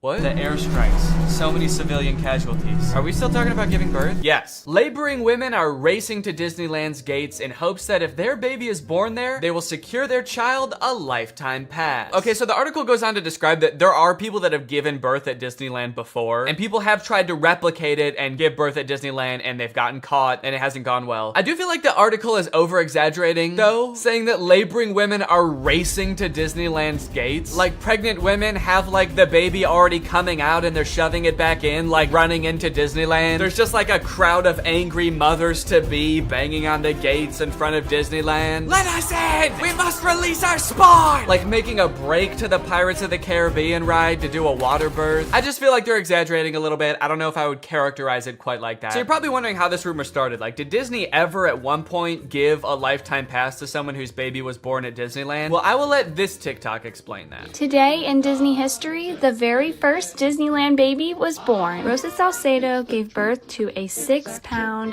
10-ounce baby girl on a bench on Main Street, USA, right outside of the Plaza Inn. Can you imagine visiting Disneyland as a family of 2 and coming out as a family of 3? Yeah, I can actually. But not because I'm gonna give birth. I'm gonna kidnap Donald Duck. You're my child now, Donald. The perfect happy family of 3. Husband, wife, and my uncle Donald Duck, who I've been holding at gunpoint for the past 16 years. There have been 4 babies born at Disneyland, and all of them have been girls, but only one has their own Disneyland birth certificate. So that might not have sounded significant, but that's actually how the rumor started. The first baby that was born there, Teresa, got a birth certificate that was just like a Disney birth certificate that says like, this is the first baby to ever be born at Disneyland. And I guess like word got out that this baby got some kind of special certificate, and then people just started assuming like, oh, that's a lifetime pass. That baby got a lifetime pass. And from that moment on, has just been a rumor that if you give birth at Disneyland, your baby gets a lifetime free pass. So honestly, if you're like that big of a Disney fan and you do this, you don't even get a lifetime pass. You still have to pay to go to Disneyland. It's just your baby that gets in for free. And I kind of feel like babies get in for free to Disneyland anyway. Is that true? Children under the age of 3 get in free to all 4 theme parks and 2 water parks at Disney World. There you go. You want your kid to get in free to Disneyland? A better conspiracy would be just pretend they're 3 years old for their entire life. That shit could actually work. The article goes on to talk about a time where someone has tried to sneak in to give birth at Disneyland, and they hid in the bathroom while going into labor until I guess employees had to like assure her that her baby would not be getting a lifetime pass, and then she was like, oh, okay, fine, then I'll just go to the hospital. Once they assured her that she would not be receiving a lifetime passport, she came out and accepted the ambulance ride to Western Medical Center where her baby was born shortly thereafter. I don't know about you guys, but it kind of sounds like she failed the test. If you know anything about Disneyland, you know how well the cast members there, all of the employees, all the staff, all the people in costumes are trained to like respond to every circumstance. It sounds like you just entered the giving birth at Disneyland experience, and honestly, you didn't make it to the end where you get the prize. It also says that this discussion board, The Laughing Place, has some hilarious forum chats about this topic. So I guess other people have been like sharing stories about this happening on this forum, but when I clicked on it, it turns out that it doesn't exist anymore, which kind of sucks because I wanted to find out more times that this has happened, but honestly, it is probably for the best. Kind of sounds like they were talking about some pretty sick shit in there. You think you're gonna go to a Disney forum and see people talking about like, my favorite movie's Coco, but instead you see people talking about like, I'm gonna give birth inside of Pluto's house. I'm gonna go to Disneyland and get fucked by Goofy, and then Goofy's gonna be the father of my child, and I'm gonna give birth on It's a Small World. And I'm gonna make Elmer Fudd cut the umbilical cord. Is Elmer Fudd a Disney character? I actually don't think he is. But he's gonna be there anyway. And then me and my freak mutant, half goofy, half human child will both get lifetime passes. Free pass for life for my little freak. Passes or not, being born in Disneyland is a pretty cool claim. Yeah, I mean, I guess so. The way this is written, it kind of makes it sound like, so you might not get a free pass, but I don't know, it's worth a shot. You might want to do it anyway, just for shits. I've actually found a little bit of discussion about this on TikTok as well. Quick question, what's stopping me from giving birth in Disney World? Like in the Magic Kingdom, on a ride, in the Epcot ball? I think this TikTok in particular is a joke, but the comments under this TikTok are actually very interesting. I went into labor at Disney. They were not cool about it. And people like responded asking her to elaborate, and she goes on to detail her experience going into labor at Disney. And from her experience, it kind of sounds like the second anybody starts going into labor at Disney now because of this conspiracy, the entire staff immediately flips and like makes it their top priority to get you out of the park and like to a hospital to give birth. And I guess that sometimes they can be so rushed trying to get you out of the park that it comes off as rude, but obviously they're just like concerned for your health. They also don't want this rumor escalating of like people giving birth getting a free pass. And also it's just like people in sweaty mascot costumes trying to not deliver a baby because that's not their job. So sometimes I guess it comes off as rude. But the funny thing is, from this woman's entire explanation, it sounds like she didn't even know that this urban legend was a thing. So in her head, I guess she just like broke some unspoken rule at Disneyland that she had no idea about and made the entire staff of the happiest place on earth turn on her in an instant, which is so funny to me. Hello there, what can I get for you? Yeah, can I just get a medium root beer, please? Oh, great. Oh, great, another guy here to put his balls in the root beer. What? Hey everybody, this guy right here is about to pull out his big fat balls in front of everyone, in front of a bunch of children, and put his balls in a glass of root beer. Why would I do that? Don't play dumb. I'm not playing dumb. I am dumb in this situation. You've clearly heard that if you put your stupid fat balls— why do you keep calling them fat— in the root beer at Disneyland, you get to spend the night with Minnie Mouse. Oh, what the fuck? No, I just wanted some root beer. Is that true? No, it's an urban legend. But no matter how many times we tell people it's not true, we still get perverts like you coming to Disneyland, ordering root beer just so they can put their stupid— don't call them fat balls in it!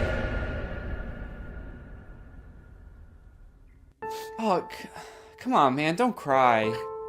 I already am. Why do you still sell root beer if this keeps happening? Because if you shit in the root beer, you actually do get a free fast pass for Space Mountain. Okay, I don't want to put my balls in root beer, and I definitely don't want to shit in the root beer, okay?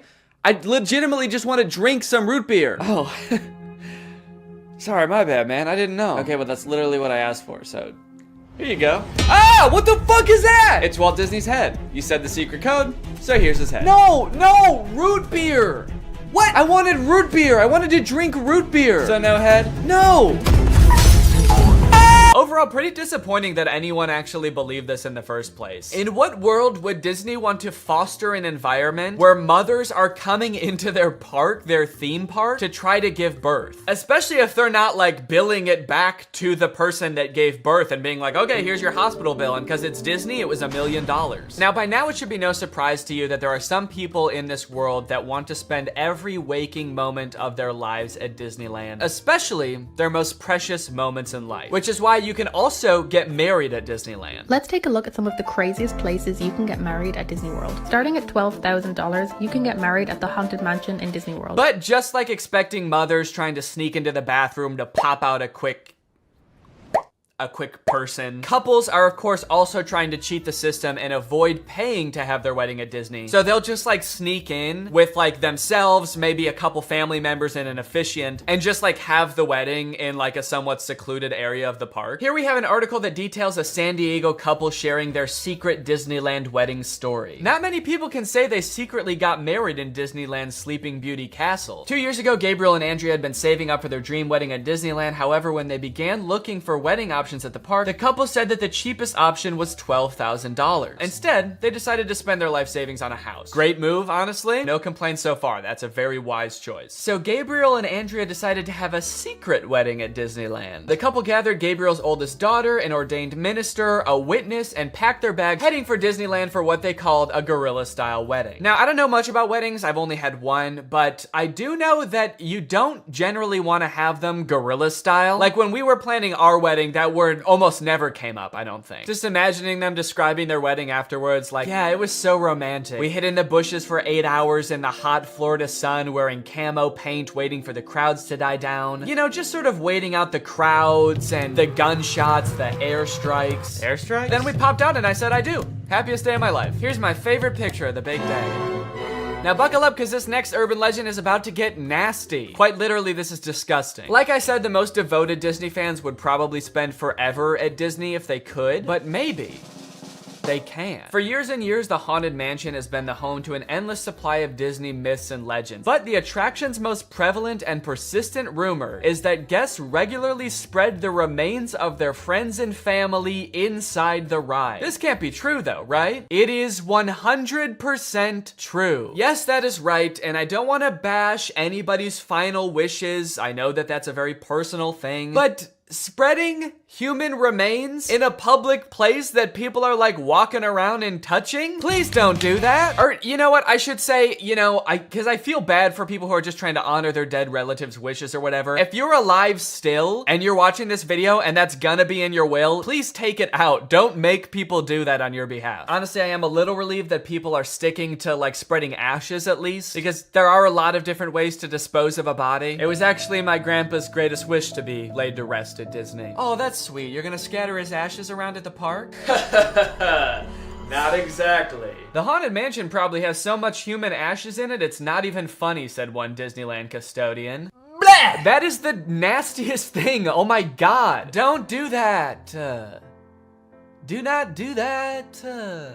Please. People scatter their loved ones' ashes in the Disney parks monthly. Can you imagine just like being on a ride and the person next to you is dumping out ashes? Disney employees are literally aware of this too. They have to follow special protocols every time this happens. The custodians are used to identifying and vacuuming up these ashes. I don't know why I was surprised to hear they vacuum them up. Of course they do. It's a literal human corpse, basically. Of course they get rid of it. The people who are like requesting this happen to their bodies must know this, right? They must know that some custodian that does not willingly work in like a morgue or something is going to have to take care of that. This sounds awful for everyone. If you're the custodian, you have to vacuum it up, but if you're the person that just lost someone you care about, you have to know that they're just gonna vacuum it up. They might even make you watch. They have you come identify all the places that you scattered the remains, and then they just like make eye contact with you while they're vacuuming it up. This is going in the garbage now. We're gonna throw this in the garbage now. Say bye-bye. So when you're laying them to rest in the happiest place on earth, you're actually condemning them to forever in the suckiest place in the world.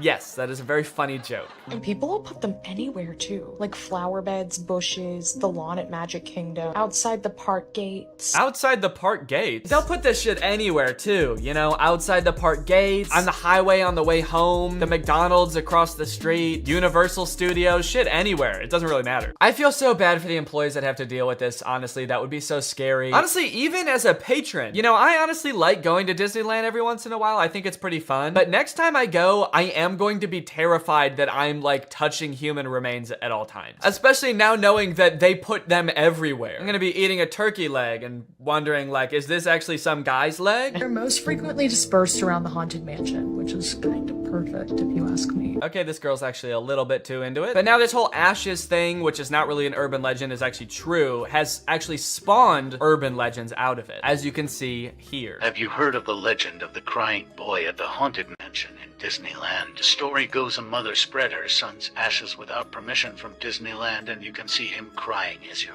exiting the ride. Spooky. I wonder why he's crying. Maybe because his ashes are in a vacuum. Maybe because he was a little boy and his mom spread his ashes in the scariest ride at Disneyland. The mom was like, yeah, my son used to love this ride. Every time we would get on it, he would be screaming and crying and shaking because he was so happy and excited. So I decided this is the perfect place for him to spend the rest of eternity. In a rundown castle of pure terror. It's what my darling little boy would have wanted. All in all, it seems to me that Disney, this giant corporation that owns like every media property known to man, has their grubby little fingers wrapped around people a little bit too tightly. It's like you already have every movie and TV show. Do you really need people like begging to spend their entire lives at your theme park also? But even still, with people spreading their loved ones' ashes at Disney, people trying to give birth at Disney just to get free tickets, Disney is still trying their best to immerse you in their parks as much as possible to make you never want to leave. Recently, Disney opened up the Galactic Star Cruiser Hotel, which is a Star Wars hotel and experience. I think it's like a 2 or 3 day long experience where you are like in this hotel. There's like a story that you have to follow about shit going on around you. It seems very immersive, and to a pretty big Star Wars fan, honestly, it sounds pretty cool. But it is also $5,000, and instead of windows, your room has a screen that just shows a video of outer space playing. So, you know, just keep that in mind that you might go insane while you're in this place. With no concept of night or day, you just have to adhere to the Star Wars pre-approved activities. There's like stormtroopers patrolling the halls at all times. It's kind of like they wanted to build a Star Wars hotel, but they built a prison instead. I read through some of the Google reviews for this hotel. It's only been open for a little bit, so there's not that much to go off of. And honestly, there are a lot of 5-star reviews of people who seemingly really enjoyed it. I did think that this review was really funny. This person gave it a 1 out of 5, and they said, thought the experience was fun, but not worth the price. There are too many missions to keep track of, and you are always missing something. It kind of seems like they got like too immersed in the story and like started to believe that they really needed to complete these missions. This sounds more like the review of a disgruntled employee that like works on a spaceship. There are too many fucking missions, man. There's too much shit to do. The hyperdrive is gonna fail, and I need to fix that. Not to mention the First Order's breathing down my fucking neck, trying to get me to give away the location of my comrade. This place is fucking stressful. I think my favorite thing I've seen come out of this Star Wars hotel is this apparently now deleted ad for the experience that says, strike unlikely alliances in your very own Star Wars story. Apparently when you come in, you can decide if you want to be like on the good side or the bad side. So this ad, holy shit, this place is metal, dude. This goes hard. It's crazy to me that you actually can choose to be on the side of like the evil intergalactic fascists, basically. You and your preteen daughter can don First Order uniforms and betray one of your favorite characters' trusts, Chewbacca, giving away his location and leading the First Order directly to him, who will take him away to be tortured and then eventually executed. It might be a little too immersive. It might be. We're gonna start hearing people come back and you're gonna be like, how was your trip? You went to the Star Wars hotel, right? And they'll be like, the guilt over my actions will haunt me forever. But I did what I had to do. It was honestly fucking sick. I loved it. And honestly, like, if someone offered to bring me there for free, would I go? Yes, I probably would. Yeah, honestly, I would like to go 100%. I would like to go. And as if living in an intergalactic prison day-to-day life is curated by Disney. Oh gosh. I feel like we have so much chemistry together. Me too. This has been great. This date was a lot of fun. I I really haven't connected with anyone like this in a long time. Fantastic. How likely would you be to recommend this experience to a friend? What? On a scale from 1 to 10, how would you rate my performance? Performance? I thought you were just like genuinely interested in me, like romantically. Oh, perfect. So a 10 then? I really opened up to you. And you opened up to me. That's all just part of the story living experience. It's Disney magic. So that whole story you told me about how sad you were that you had to release your pet into the wild because it had grown to be wild. That was the plot of The Fox and the Hound. What the fuck is wrong with you? Thank you for riding Disney's Love Connection. Please make sure you pick up all your belongings as you exit the ride. Are you an animatronic? Please do not try to fuck any of the animatronics. Are you on your all way out, and animatronic? Have a lovely day here at Am I the Disney only person that Stories lives here? Anyway, that's the end of the video. It's time to talk about our sponsor. What's up? It's me, a hacker, and I'm so excited to steal your data because you don't have today's sponsor, ExpressVPN. You see, sending data over an unencrypted network is a lot like sending a postcard. There's no envelope to cover up your info and protect your sacred message. So any old creep with a little bit of basic computer knowledge and a little bit of free time can come along and check out all of your private information. I'm talking passwords, financial details, hell, emails. I'm gonna look at all of it. I'm doing it right now. Hey guys, I was just kidding. It's just me, Danny. Well, I wasn't kidding about most of it actually. Just the part about me being a hacker, but the rest of it is true. Oh, there's not enough light on my face now. Can I just sort of illuminate my face with this? Luckily, today's sponsor, ExpressVPN, is here to help. Because ExpressVPN encrypts all of your network data with their best-in-class encryption. It would literally take a hacker using a supercomputer billions of years to crack this encryption. ExpressVPN has the fastest speeds out there. They've got 24/7 customer support, and ExpressVPN is extremely easy to use. You can fire it up and get connected with just one click. I've got ExpressVPN on every device that can have it, just to have a little bit of extra peace of mind when I'm out and about, especially on public Wi-Fi. So if you want to find out how you can get 3 months of ExpressVPN for free, then head on over to the link in the description. That's expressvpn.com/Danny Gonzalez. That's expressvpn.com/Danny Gonzalez. Thank you, ExpressVPN, so much for keeping us safe, but also sponsoring this video. Thank you to you guys for checking out ExpressVPN. When you click on the link, it really helps to support my channel, so thank you for that. All right, thank you guys for watching this video. I hope you enjoyed it. If you're new here and you're not subscribed yet, make sure you subscribe and turn on my notifications to join Greg. Greg is what I call my army here on YouTube. We are a ruthless army whose violence and terror knows no bounds. Please subscribe and turn on my notifications to join, and I will see you next time. Bye-bye.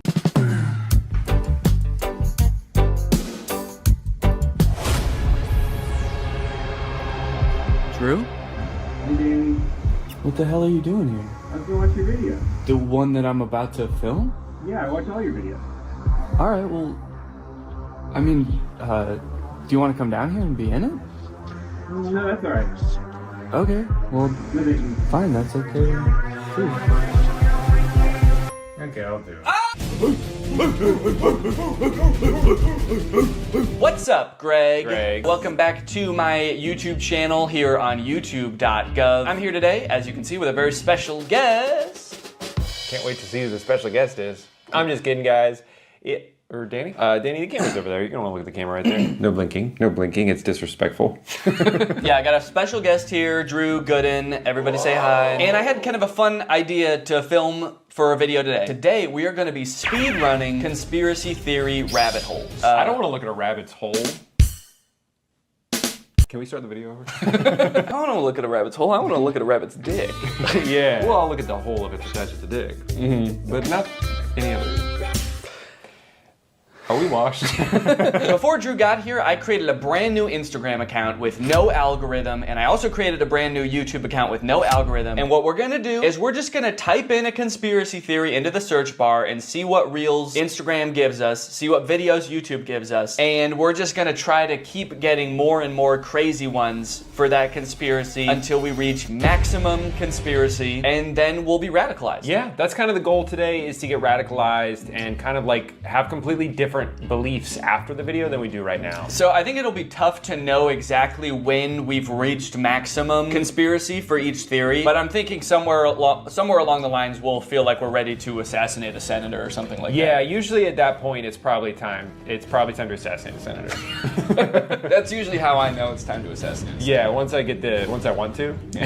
Well, I guess the most basic conspiracy that we could start with is flat Earth. To me, it's not even conspiracy theory. Because if the Earth wasn't flat, I'd fall over. Not fall off, you'd fall over. I'd fall over because of the slope. Have you ever tried to walk up a hill? And don't say that hills is proof that the earth is curved. No, every time I've walked up a hill, I fell over. Exactly. So, what are we just going to search flat earth or? Flat earth. I guess it's kind of telling what the fittest flat earther? If someone has a conspiracy theory, I will only believe them if they're in really good shape. All right, we're just gonna search flat earth. I guess we could go through some of these pictures, but really what I'm looking for is an Instagram reel. I see the craziest stuff on Instagram. Are you yawning already? I'm so bored. 33rd degree Freemasons, who are also Satanists, provided us with the glow model to deceive and mislead us. Oh. Yeah, so the round earth is like a prank by the 33rd degree Freemasons who Who are are also Satanists. Yeah. I I like the first comment. I'd love to learn more facts around this. People think I'm wacko for suggesting the earth could be flat. You are. Can you downvote on here? You're saying he harmed an animal? Yeah. Yeah, that comment pissed me off so much, I'm gonna go kick my dog. Yeah, it's his fault. What is the photo? These are all different ancient civilizations, how they thought the earth looked, which is all flat. Oh, so it's sort of with a like this dome. many people can't be wrong kind of thing. Yeah, even though they are all wrong. So what's going on with the Australian? If you live in Australia and you watch my YouTube videos, stop. They probably watch them backwards too, because everything's upside down. Yeah, toilet flushes the wrong way. When you poop the toilet, it just comes out. I am so tired of it. I make a mess every time. So this is interesting. So Mars is like a hexagon? How can we view Mars and the other planets as mere balls of dust or gas? I'm gonna start saying that about my own balls. How can you see these as mere balls of dust and gas? Instead of what they really are. Balls of skin and cum. If gas on Earth isn't significantly affected by gravity, how is it possible that Jupiter, supposedly a massive ball of gas, has a gravitational force 2.5 times smaller than Earth? It's all a lie. Space is fake. Alright, they had me until space is fake. I know space is real. I know space is real. That's where God lives. That's where God lives. Wait. Space is fake. But even in their own picture, they say this is Mars. They know that Mars is real. Then where is Mars? Australia, maybe? Oh. So Australia's not flat then. So maybe the Earth is shaped like this, and we're here, Australia's here, and that's where Mars is. Oh. When did you learn how to do that accent? I just freestyled it. That's crazy. Is that what they sound like there? That's hilarious. Mars. Well, where the frick are the reels? I thought they were gonna be... shit, I don't know how Instagram works. Where's the videos? Maybe now that I've searched it, it's gonna be my reels.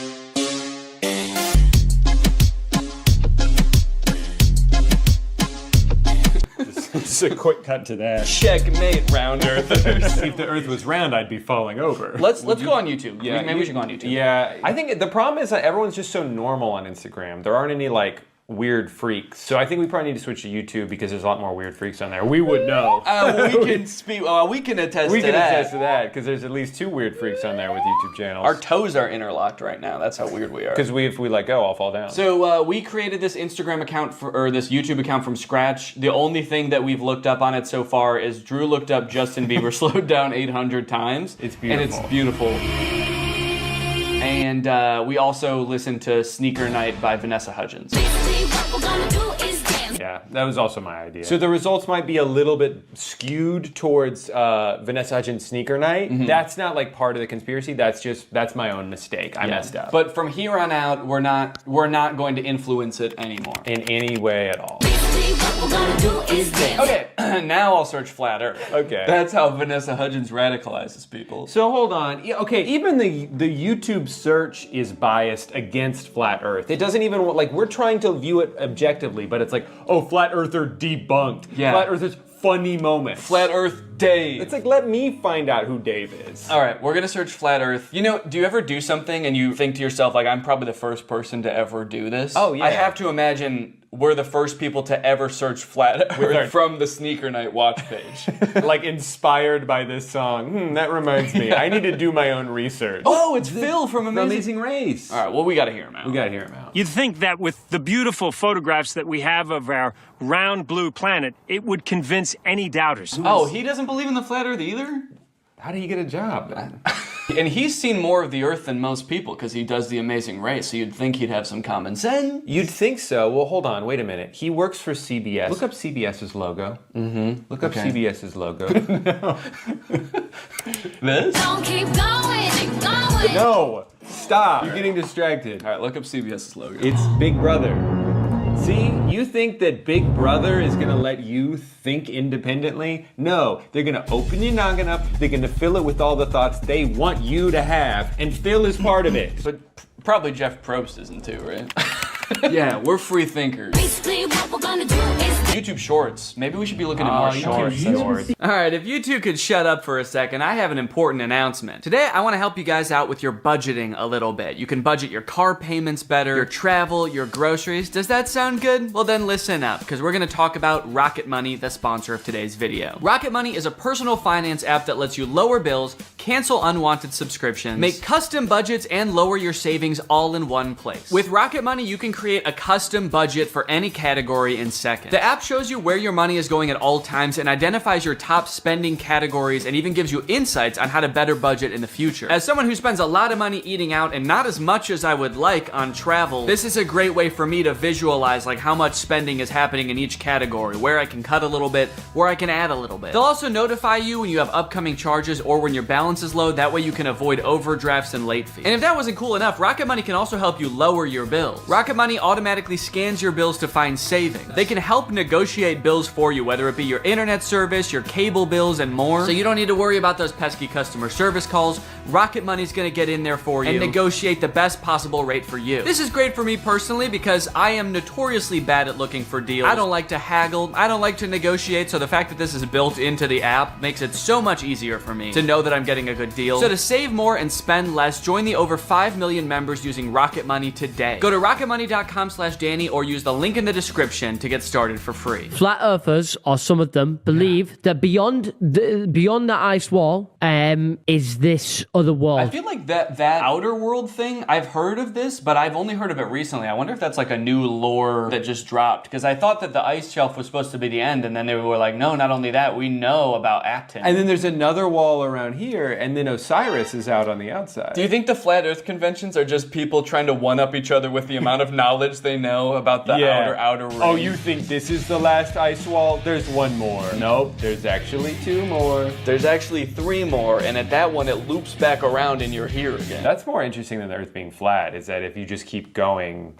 well, that actually is just with the Earth, is if you keep going along the Earth, you end up back where you started. So we kind of all believe the same thing. They just have more ice walls in their theory. Talking about how there was this one man that went to Antarctica on his expedition back in the day, and I can't remember his name. Flat Earth. Can't remember his name. Can't remember name. Sneaker Night Extended Cut. I can't remember his name. It was probably Vanessa Hudgens. Vanessa Hudgens, Sneaker Night. Proof of Sneaker Night. Internet famous flat earther has gone all the way to Antarctica to put his theory to the test. And he proved himself wrong. They always prove themselves wrong. I want someone to prove himself right. Just once, please. Just once. I mean, that's the thing though, is like, the internet is so, it creates little bubbles for you. Mm-hmm. So if we did have an algorithm that was pro flat earth, it would be littered with flat earth videos, and we would be like, this all confirms what I already believe. Where's that guy's mouth? Yeah, if the earth is round, where's that guy's mouth? Well, gravity's still technically a theory. We know that there's an up and a down. As far as Coriolis, I was in the military and I've shot weapons, and she's just threatening him. Yeah. So basically, you're gonna believe what I believe because I have a lot of experience with guns and missiles. As far as Coriolis, I'm gonna fucking kill you. What kind of weapons, if you don't mind me asking? Like ICBMs? Well, I'm wearing a vest with a bomb on it right now. Okay. What will it take for you to detonate that? If you say one thing that makes me question my beliefs, I'm gonna kill all of us. Okay. And so how do you feel about sunsets? They think that there's like these enormous structures. It ignores something that everyone knows. There's this enormous water table that's underneath the pyramids. What's a water table? It just means that there's like water, like a well of water. I think because of the Nile. Like, you know how when you're at the beach, if you're not at the water, but you dig a hole, there's water under there because you're close to the water. So the pyramids, if you dig below it, eventually you get to water. Right, so there couldn't possibly be like a big guy down there. Oh, right, because he would have drowned? Okay, next conspiracy, aliens. What should we Google aliens wise? Aliens wise? Are aliens wise? Aliens wise? Yeah. Are octopuses alien A creatures? group of scientists that were speculating that octopi had come from somewhere else, and frozen eggs had actually come from somewhere else. And the reason behind this theory is that octopuses are freaking weird. It's like that. How could something like that exist on Earth? Because they look so fucking weird. They must have come from some octopus-shaped planet. And also, if the Earth is flat, how could there be So hold on. Can you I need silence. Were you gonna say, can you call me back? I'll call you back later. I've heard theories like this before about like some life coming from other planets. There's a theory that like all life comes from another planet. Like an asteroid had life on it and came from some other planet after like it got hit by a meteor, and then that came here, and that's how life started on Earth. And to me that just feels so lazy. They're like, how did life start on this planet? It came from a different one. And that's all we need to figure out. Right, but then because then it's like, well, how did it start on that planet? An asteroid. Oh, from a different planet? Mm-hmm. Yeah, that makes sense. Okay, well then follow-up question, how did it start on that original planet? Like, where did it come from? God drew what? God drew an asteroid that came from another planet. The octopus is still extremely similar biologically to us. You look at an octopus cell under a microscope and you wouldn't be able to tell the difference. Right. Yeah, but you know when you can tell the difference? When you fucking look at an octopus and you look at a human. We're not so different, you and I. If I look at you like this... I can't see shit. You might as well be an octopus up against my face. Veteran describes strange alien encounter in Vietnam. I like that strange is in all caps. What if it just said, veteran describes pretty normal alien encounter in Vietnam? They should have done veteran in all caps out of respect. And we should probably stand for this out of respect. Yeah, I think so. Whoa! Dude, it's not flat at all in here. There in the shrubbery, coming out of it, are little gray entities, about 4 foot tall. That's how I'm trying to be. Oh, you're just saluting? Till the day I die, I'll remember what the little entity said to me. And the way he said it, it was like, Clifford. It was like, I'll never forget what this little guy said to me and the way he said it. Yeah, he said, and then he blew up. He exploded. I think he was asking for help. I'll never forget that. And the way he said it, it was like, Clifford, you are not supposed to be here. I mean, he's right, we weren't. You normally don't carry your weapon on full automatic. I put it on full automatic and I started to fire, and I yelled out, VC, VC. And that was to alert the other troops that we were no longer alone, that there were a number of little guys there, I'll put it that way. I'll put it that way. I'll put it away your brain can understand. Little guys. So the alien said, what are you doing here, Clifford? And that's how